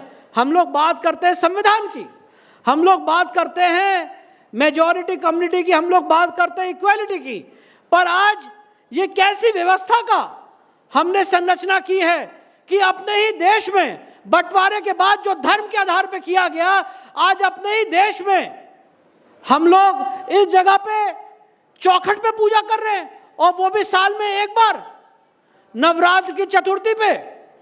ये क्या, ये कौन सा संवैधानिक भारत है जहां पे मेन मां श्रृंगार गौरी का अस्तित्व था, वहां पे कब्र रख दी गई। वो जगह उस समय मुलायम सिंह की सरकार थी, उन्होंने बैरिकेडिंग के अंदर रख ली और मां श्रृंगार गौरी के विग्रह की आज हम लोग सांकेतिक पूजा साल में एक बार कर रहे हैं। ये वो दृश्य है आपके सामने, ये वो वेस्टर्न वॉल है। अगर आप ध्यान से देखेंगे तो मैं ये चीज़ पॉइंट आउट करना चाहता हूँ, ये जो जगह है अगर आप इसको देख पा रहे हैं तो ये प्रवेश द्वार हुआ करता था शिवलिंग, जो मेन आदि विश्वेश्वर की जगह है वहाँ पे जाने का। इस प्रवेश द्वार को किस तरह से एक ईंटा पत्थर लगा के इसको बंद कर दिया गया, यहाँ पे कब्र रख दी गई और हम लोगों को बाहर फेंक दिया गया कि जाओ जाके चौखट पे पूजा करो। और अगर हम लोग कोर्ट चले जाएं और अपनी बात, अपने हक के लिए लड़ाई लड़े तो बोला जाता है इस देश का सेक्युलरिज्म खतरे में आ गया। तो भाड़ में जाए ऐसा सेक्युलरिज्म, हम ऐसे सेक्युलरिज्म को नहीं मानते। जय श्री राम। ये मेन ज्ञान व्यापी कूप है जो आज भी जो रानी अहिल्याबाई होलकर ने मंदिर बनाया है वहाँ पे मौजूद है, जिसके हम लोग जल का आचमन करते हैं। ये इसका एरियल व्यू है कि किस तरह से ऊपर इन्होंने आज पूरा जगह कब्जा कर ली है। ये औरंगजेब का वो फरमान है, ये आपके सामने मैं पढ़ के सुनाना चाहता हूँ कि किस तरह से, और ये सारी बातें डॉक्यूमेंटेड हैं, किस तरह से हम लोगों के साथ खिलवाड़ किया गया है। 9 अप्रैल 1669 का लिखते हैं, The Lord cherisher of faith learned that in the province of Tatha, Multan and especially Banaras, the Brahmins, misbelievers, used to teach their false books in their established schools, and their admirers and students, both Hindus and Muslims, used to come from great distances to these misguided men in order to acquire their vile learning. His Majesty, Basha Salamat, His Majesty, eager to establish Islam, issued orders to the governors of all the provinces to demolish the schools and temples of infidels, and with the utmost urgency put down the teaching and the public practice of religion and these believers. इसके बाद अगस्त 1669 में it was reported to the emperor command, his officers have demolished the temple of Vishwanath at Kashi. मतलब बादशाह सलामत ने आदेश दिया और अगस्त 1669 में उनके आदेश के अनुपालन में वहां पे विश्वनाथ की मंदिर ढहा दी गई। तो मंदिर तोड़ना, जिन्होंने पूरा स्वांग रचा था राम मंदिर में कि मंदिर तोड़ने का प्रमाण कहाँ है, यहाँ ज्ञान व्यापी के केस में मंदिर तोड़ने का प्रमाण है। और जो मैंने आपके सामने फरमान रखा ये कोर्ट के रिकॉर्ड का पार्ट है, इसलिए बात बहुत ऑथेंटिक रूप से आपके सामने रख रहा हूं।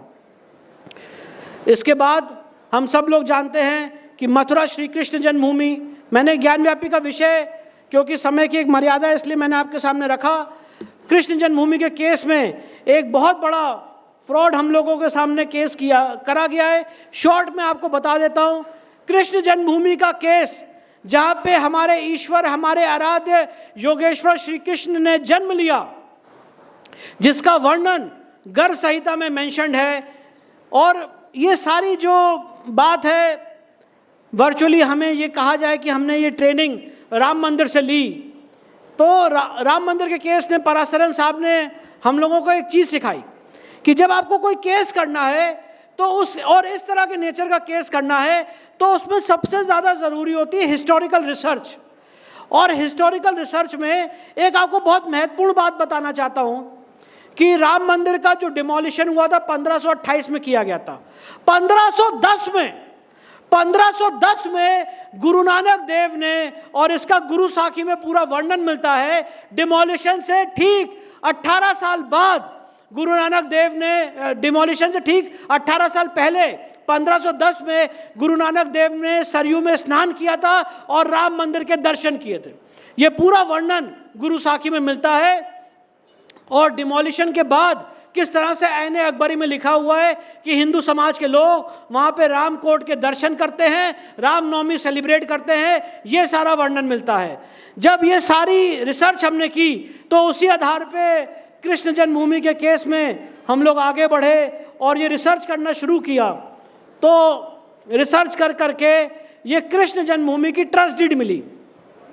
अब जो पंडित मदन मोहन मालवीय, इसको बहुत शॉर्ट में आपको अगर एक समझाना चाहूँ, क्योंकि बहुत एक टेक्निकल विषय पर शॉर्ट में बताता हूँ। आप सारे लोगों ने एक मूवी देखी होगी बंटी और बबली, सारे लोगों ने देखी होगी। बंटी बबली मूवी में क्या किया गया था कि जो दो लोग थे उन्होंने ताजमहल को बेच दिया था। ताजमहल उनका था नहीं पर उन्होंने ताजमहल को बेच दिया था। कुछ ऐसा ही, अगर इसको सरल भाषा में समझाया जाए, कुछ ऐसा ही कृष्ण जन्मभूमि केस में हुआ है। इस बात मैं इसलिए कह रहा हूं कि कृष्ण जन्मभूमि में जो हमने पूरी हिस्टोरिकल रिसर्च की, तो हमने ये पाया कि 1633 में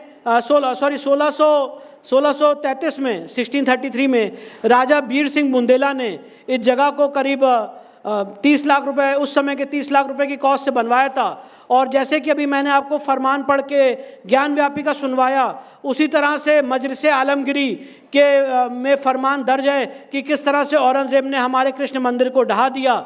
और उसके बाद जो वहाँ के उस समय के राजा, जब ब्रिटिश सरकार आई तो राजा पट्नीमल ने 1815 में कृष्ण मंदिर के इस पूरे एरिया को ब्रिटिश सरकार से ऑक्शन में खरीदा। और राजा पट्नीमल के जो वारिस हैं उन्होंने पूरी संपत्ति पंडित मदन मोहन मालवीय ने जो ट्रस्ट बनाया था उस ट्रस्ट को दी कि यहाँ पे एक भव्य कृष्ण मंदिर की स्थापना करी जा सके।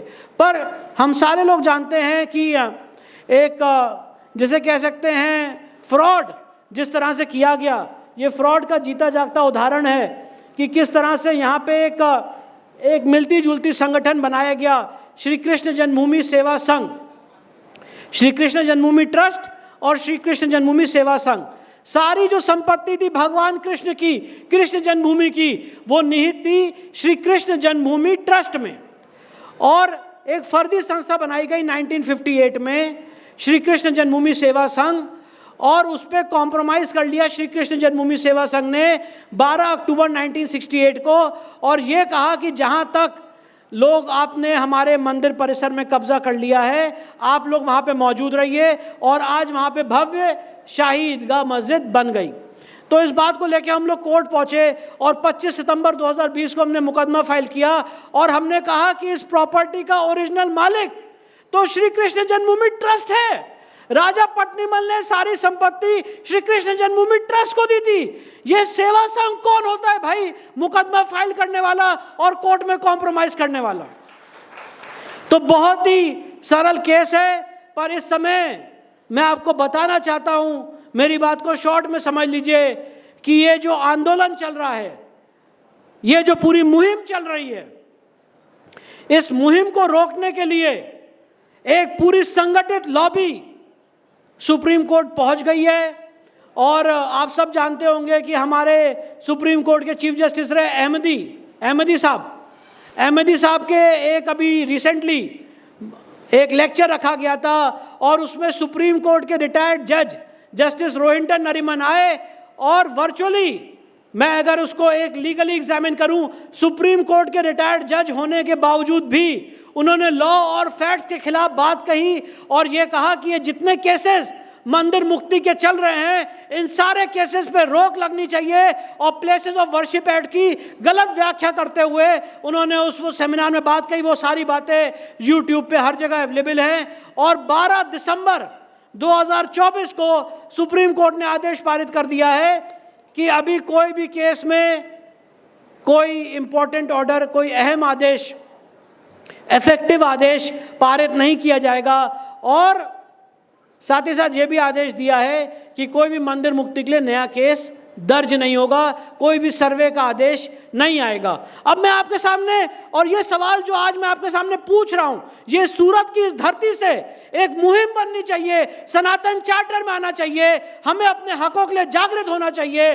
जिस तरह से आज डॉग लवर सुप्रीम कोर्ट पहुंच गए, हम लोग क्यों नहीं पहुंच पा रहे हैं कि 12 दिसंबर 2024 का आदेश हटाइए और ये सारी मंदिर मुक्ति के केसेस जल्द से जल्द अपने निष्कर्ष तक पहुंचे। आपने अगर ये आदेश कर दिया है कि मंदिर मुक्ति का कोई भी केस नहीं चल सकता है, आप ये सोचिए कि ये कितना बड़ा न्याय का, सारी चीजों का जो लीगल मूल्य है उसका कितना बड़ा हनन हो रहा है। क्योंकि जो लोग आज उस संपत्ति पे काबिज हैं, वो हर एक दिन उस संपत्ति की प्रकृति बदल रहे हैं, हर एक दिन।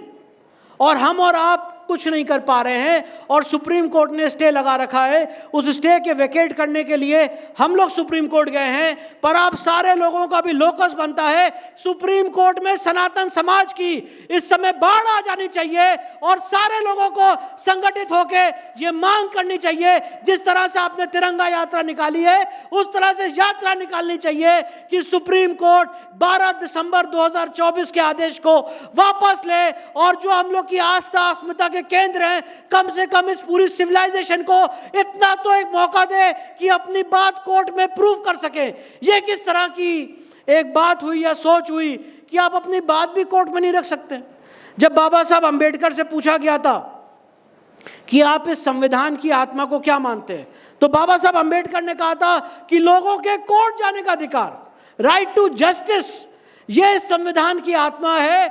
आज उस संविधान की आत्मा का जिस तरह से पूरा उसको क्रश किया गया है, इसके लिए हमें आपको संगठित होके अपनी मांगों को और तीव्रता से लेके आगे आने की जरूरत है।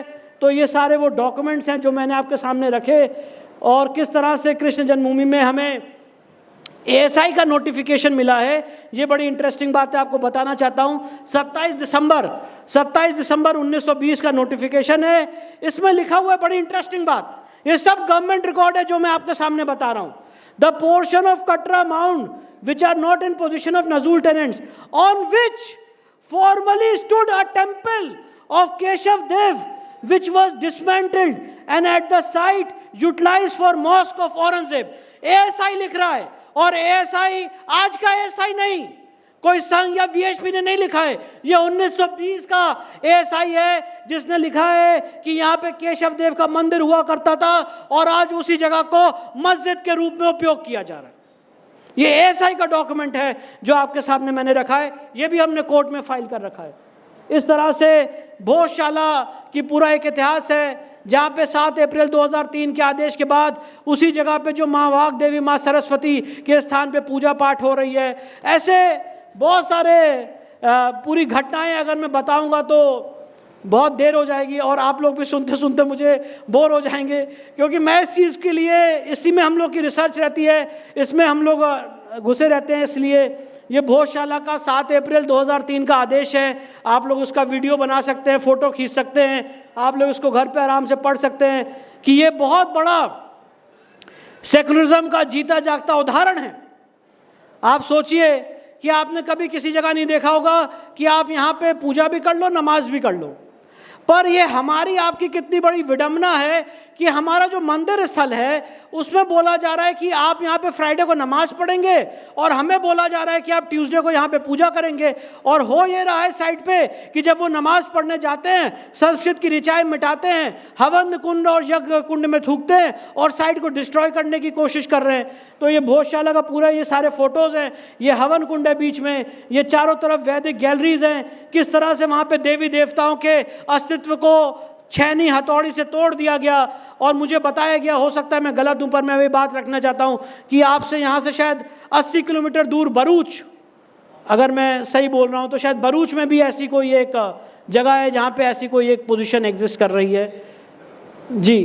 तो ये यज्ञ कुंड है, वहाँ पे जब सब तोड़ दिया गया है और बीच में ये पूरी वहाँ पे किस तरह से वैदिक परंपरा के हिसाब से वहाँ पे मंदिर था जिसको आज डिमोलिश करा जा चुका है, वहाँ पे अंदर नमाज पढ़ी जा रही है। ये सारी फोटोग्राफ्स आपको मैं दिखा रहा हूँ। यहाँ पे एक सीढ़ी बना दी गई है जहाँ पे वो जाके फरमान देते हैं, यहीं पे नमाज करते हैं और हमसे कहते हैं कि आप यहीं पे जाके पूजा कर लो, देवी देवता का अस्तित्व है नहीं।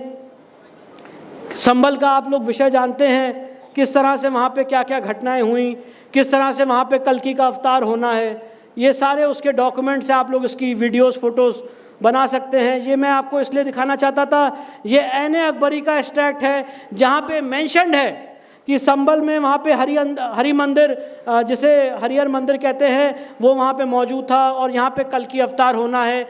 ये सारी बातें मेंशन्ड हैं। संभल किस तरह से एएसआई प्रोटेक्टेड मॉन्यूमेंट है, ये उसका डॉक्यूमेंट है। किस तरह से आज हम और आप सोते रहे और वहाँ पे भव्य ये जगह तामील हो चुकी है और इसके जब हक की बात लड़ी जाती है तो बोला जाता है कि आप सेकुलरिज्म को वायलेट कर रहे हैं। किस तरह पे यहाँ पे चीज़ें मिटाई गई, पेंटिंग की गई, किस तरह से वहाँ पे सर्वे हुआ, आप लोगों ने टीवी चैनल के माध्यम से देखा होगा। ये सारा सर्वे वहाँ पे किया गया। और सबसे इम्पोर्टेंट बात क्या है संभल के केस में, ये जो जगह देख रहे हैं, ये सारी जगह, ये अगर आप लोग इसको कनेक्ट करेंगे मेरी बात को, तो जो मंदिर में जाने के लिए द्वारपाल किसी भी मंदिर में बनाए जाते थे, तो वहाँ पे क्या किया गया, द्वारपाल को हटा दिया गया और वहाँ पे पेंटिंग करके ये ऐसी जगह वहाँ पे बना दी गई। बहुत सी और चीज़ें हैं, अभी कोर्ट में कुछ रिस्ट्रिक्शन है इसलिए उसको बोल नहीं पा रहे हैं। तो ये मैंने आपके सामने बात रखी कि प्लेसेस ऑफ वर्शिप एक्ट और ये सारी चीज़ों को हटना चाहिए। तो मूल आपके सामने जो भाव है वो बात रखने की इशू ये है कि काम हम लोगों के सामने करने के लिए बहुत ज़्यादा है, और अगर इस समय अगले 10-15 साल के अंदर हम लोगों ने एक निर्णायक लड़ाई नहीं लड़ी तो जो मनमोहन सिंह साहब ने कहा था कि इस देश के संसाधनों पे पहला हक एक वर्ग का होना चाहिए, वो स्थिति ना आए। हम और आप अपनी अस्मिता, अपनी आस्था के आधार पे माँ भारती का वंदन करते हुए यहाँ पे जी सकें।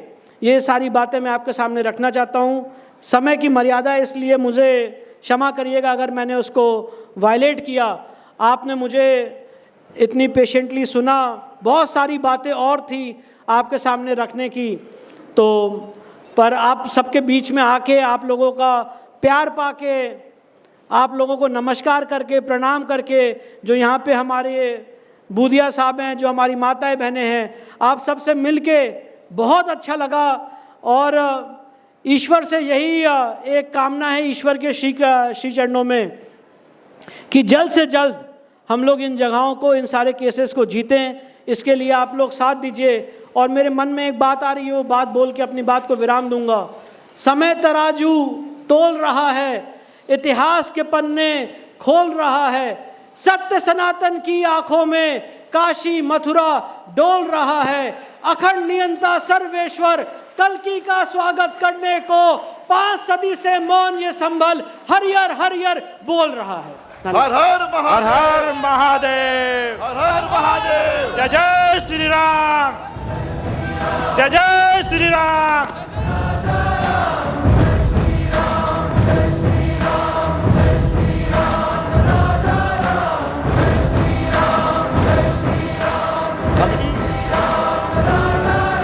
अभी क्वेश्चन आंसर राउंड के लिए मैं रामदास जी पारिक को बोलूंगा कि आप माइक लेकर लोगों के बीच में जाएं।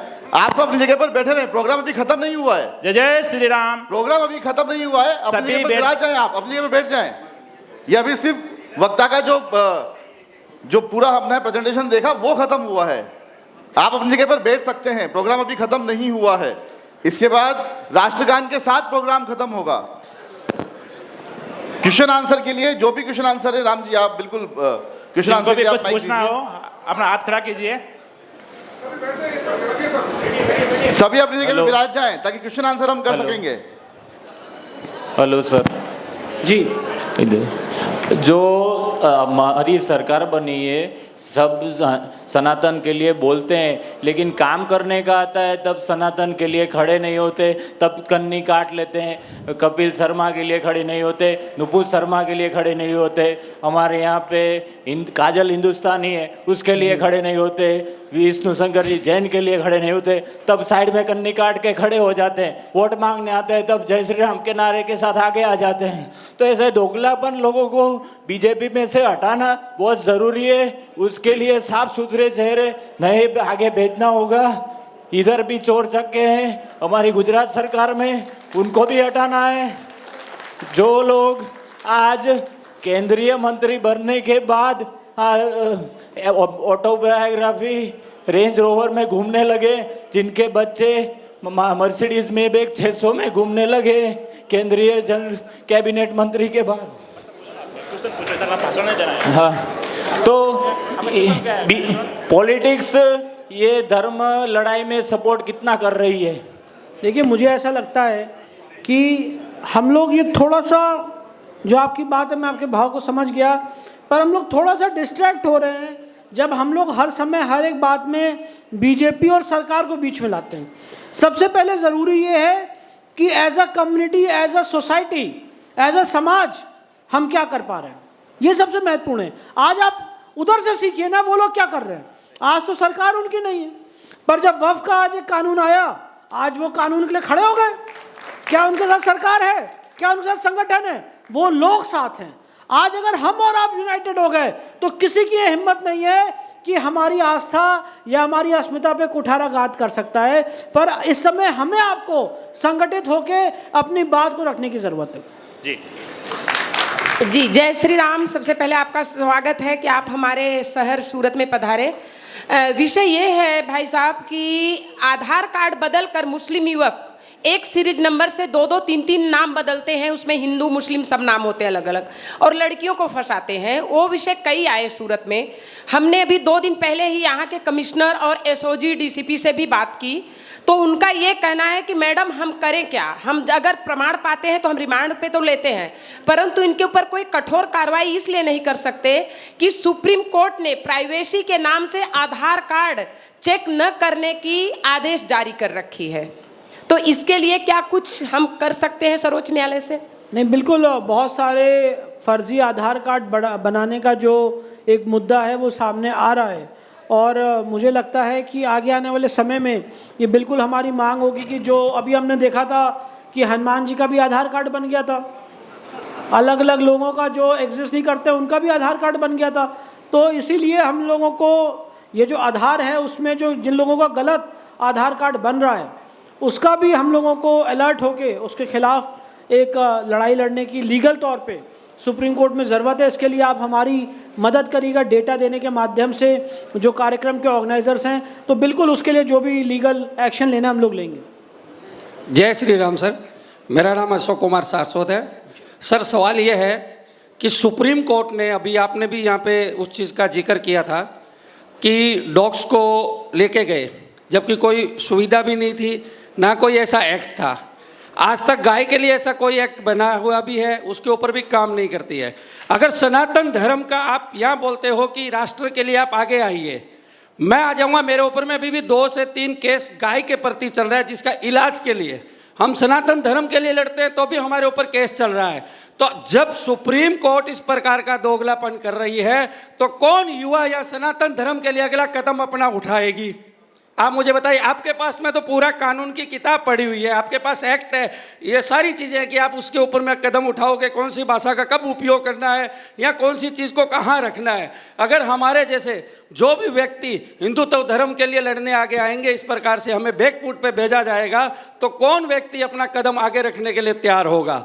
सबसे बड़ी बात दूसरा चीज़, एक खाली दूसरा क्वेश्चन हो रहा है कि जब धर्म परिवर्तन हो रहा है तो सुप्रीम कोर्ट उसके ऊपर में जिस प्रकार की सुविधा, चाहे SC ST हो, OBC हो, किसी प्रकार के आरक्षण की हो, तो आप वहाँ पे एक ये कानून या इस प्रकार से केस लड़िए कि जो धर्म परिवर्तन कर लेते हैं उसके पास में उसके बाद में उस प्रकार की सुविधा, सरकारी योजना उनको नहीं मिले। धन्यवाद। देखिए, आपने बड़ी अच्छी बात रखी और मैं इस बात को बोल के आज के कार्यक्रम को हम लोग क्लोजर की तरफ बढ़ाएंगे। अभी हमारे जो सीनियर हैं बूदिया सर, उनसे भी डिस्कस हुआ, तो कल से काफ़ी चिंतन मंथन चल रहा है हम लोगों का, और ये निकल के आया है कि बहुत सारे हमारे लोग ऐसे हैं जो गलत रूप से जेलों में बंद हैं। मैं अपने जो बात है आज, क्योंकि समय की कमी थी, मैं दारा सिंह का जिक्र नहीं कर पाया। पिछले 25 साल से ऊपर वो जेल में इस समय बंद हैं। तो हमने बूदिया सर से डिस्कस किया है, यहाँ पे एक ऐसा चिंतन मंथन चल रहा है, अभी कोई हम कमिट नहीं कर सकते हैं, कि यहाँ पे एक लीगल टीम, एक लीगल ऑफिस हम लोग खोलने की योजना बना रहे हैं। और एक मंशा, इंटेंशन ये है कि जो लोग गलत रूप से जेलों में बंद हैं, जो गौ रक्षक है, जिनके ऊपर गलत मुकदमे लगाए गए हैं, उनको हम लोग कानूनी रूप से रिलीफ दे सकें। हर जगह तो मैं नहीं आ सकता हूं, पर मैं ऐसे 50 वकीलों की टीम खड़ी करने की ओर अग्रसर हूं कि आप लोगों के ऊपर, किसी के ऊपर कोई बात आए तो यहाँ से लेकर सुप्रीम कोर्ट तक, जैसे वहाँ पे लड़ाई लड़ी जाती है जमीयत उलमा हिंद द्वारा, यहाँ से लेकर सुप्रीम कोर्ट तक आपको फ्री लीगल एड प्रोवाइड किया जा सके।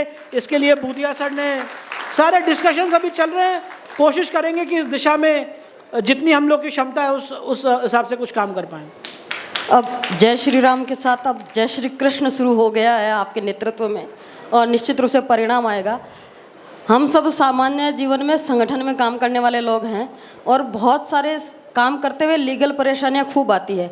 और सामान्यतः हिंदू समाज का जो व्यापारी वर्ग है वो इसीलिए कि अगर हम किसी भी लीगल प्रोसेस में गए तो हमारा समय जाएगा, इस मानसिकता को निकालने के लिए कुछ एक ऐसे डॉक्यूमेंटेशन कि आप सामान्य नागरिक के नाते अपने अधिकारों को लेके इस प्रकार से पुलिस स्टेशन और कोर्ट में जा सकते हैं, ऐसा कुछ डॉक्यूमेंटेशन नहीं, हो मैं वही बता रहा हूँ, जो हमारा ऑफिस बनेगा, जो अभी मैंने आपके सामने विषय रखा इलीगल कंस्ट्रक्शन का, वो पूरा हमारा फॉर्मेट बना हुआ है, हम सर से शेयर कर देंगे आपको। उसमें वहाँ पे बस फिल इन द ब्लैंक्स जिसे कहते हैं, वो आपको यहाँ पे हम लोग उसको भी मॉनिटर करेंगे और करके आप उसको दाखिल कर सकते हैं। आरटीआई किसी को देना है उसका हम पूरा आपसे चीज़ें शेयर करेंगे, और भी जो आपने बातें रखी उन सारी चीज़ों का जो डॉक्यूमेंटेशन और फॉर्मेट है वो हम आपसे शेयर करेंगे। और यहाँ पे हमारा एक लोकल ऑफिस बना के जो भी सेवा दे सकते हैं अपने इस माध्यम से वो देने का काम। हाँ, तो बिल्कुल इसके लिए हम सब आपके साथ तैयार हैं, बिल्कुल। नहीं, यस, क्योंकि मिलके एक बार दिशा मिल जाएगी तो रुकने वाले कदम यहाँ नहीं हम है। लोग पूरा आपके साथ हैं।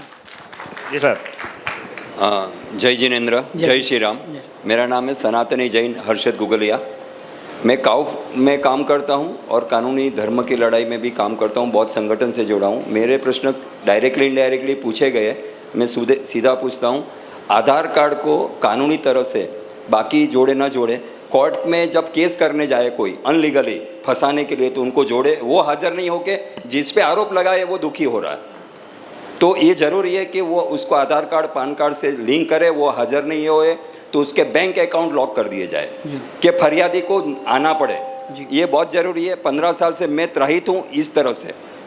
दूसरी बात यह है कि काऊ की जो बात की, तो गाय में के लिए भी सरकार ऐसे कानून बनाए कि जिससे कोई काऊ स्लॉटर में भेज नहीं पाए, चाहे किसी भी हो। मैं देशी गाय का प्रमोशन करता हूँ, लेकिन कोई भी वो जीव है, तो मेरा यह है कोई भी जीव के लिए ये जरूरी है। नहीं, बिल्कुल मैं ये बात मानता हूँ, और स्वामी करपात्री जी महाराज की उस भाव से, उस आंदोलन से हम सारे लोग जुड़े हुए हैं। और ये बात मैं इसलिए रखना चाहता था कि सनातन हिंदू चार्टर में ये बात आनी चाहिए कि इस देश में एक भी गाय नहीं कटेगी।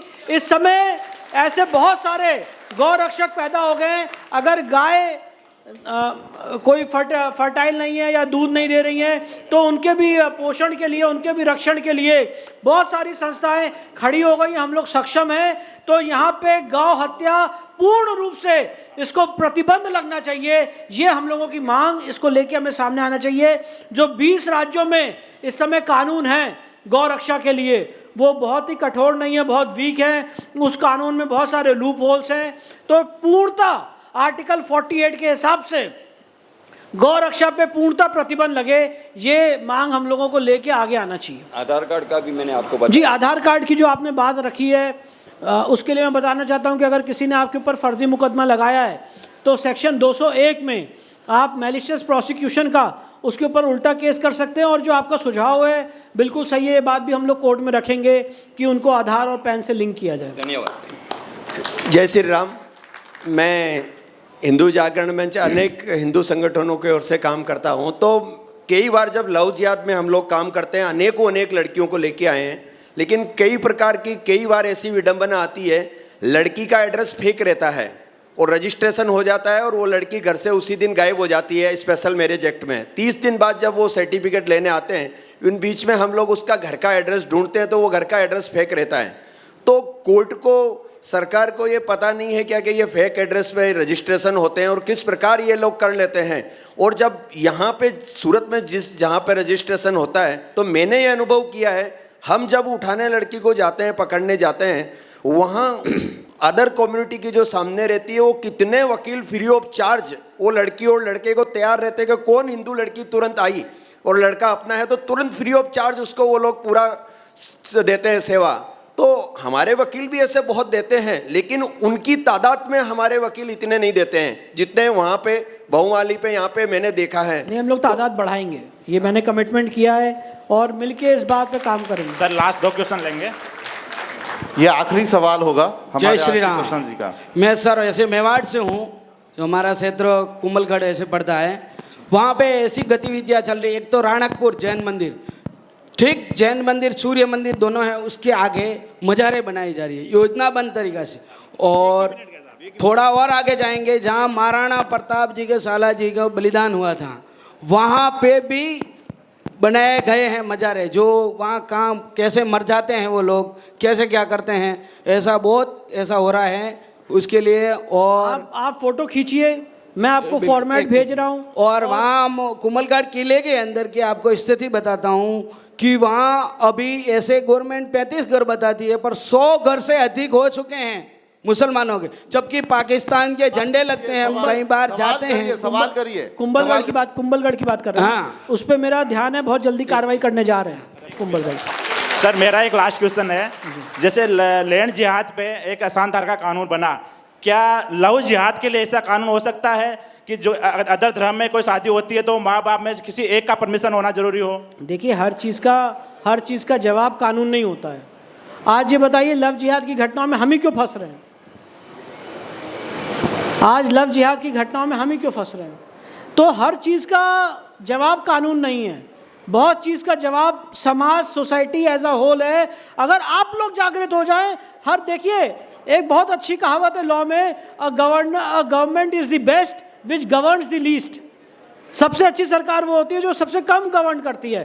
पर आज हम लोग जो हर समय कानून और सरकार पर निर्भर है, ये चीज़ गलत है। लव जिहाद एक ऐसा विषय है जिसका मैं समझता हूँ कानून से ज़्यादा, क्योंकि मैं ऐसी घटनाएं देख रहा हूँ कि भाई हम लोग कोर्ट में गए, और मैं आपको बताऊँ इलाहाबाद हाई कोर्ट में, लखनऊ हाई कोर्ट में ज़्यादातर रोज़ मतलब हर हफ्ते में 1 या 2 केस ऐसे आते हैं, हिंदू लड़की है, मुस्लिम लड़का है, और वहाँ पे ये कोर्ट में बयान देती कि भाई हम तो अपनी स्वेच्छा से जा रहे हैं, मैं बालिग हूँ, मैं अपनी स्वेच्छा से जा रही हूँ।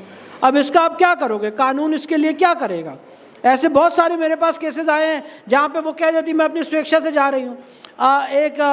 हमारे केरला में इस समय बहुत इम्पोर्टेंट आश्रम है, उन्होंने इसका प्रयोग किया है, और कितनी ऐसी लड़कियाँ जो लव जिहाद के जाल में फंसी थी उनको वापस अपने घर वापसी की है।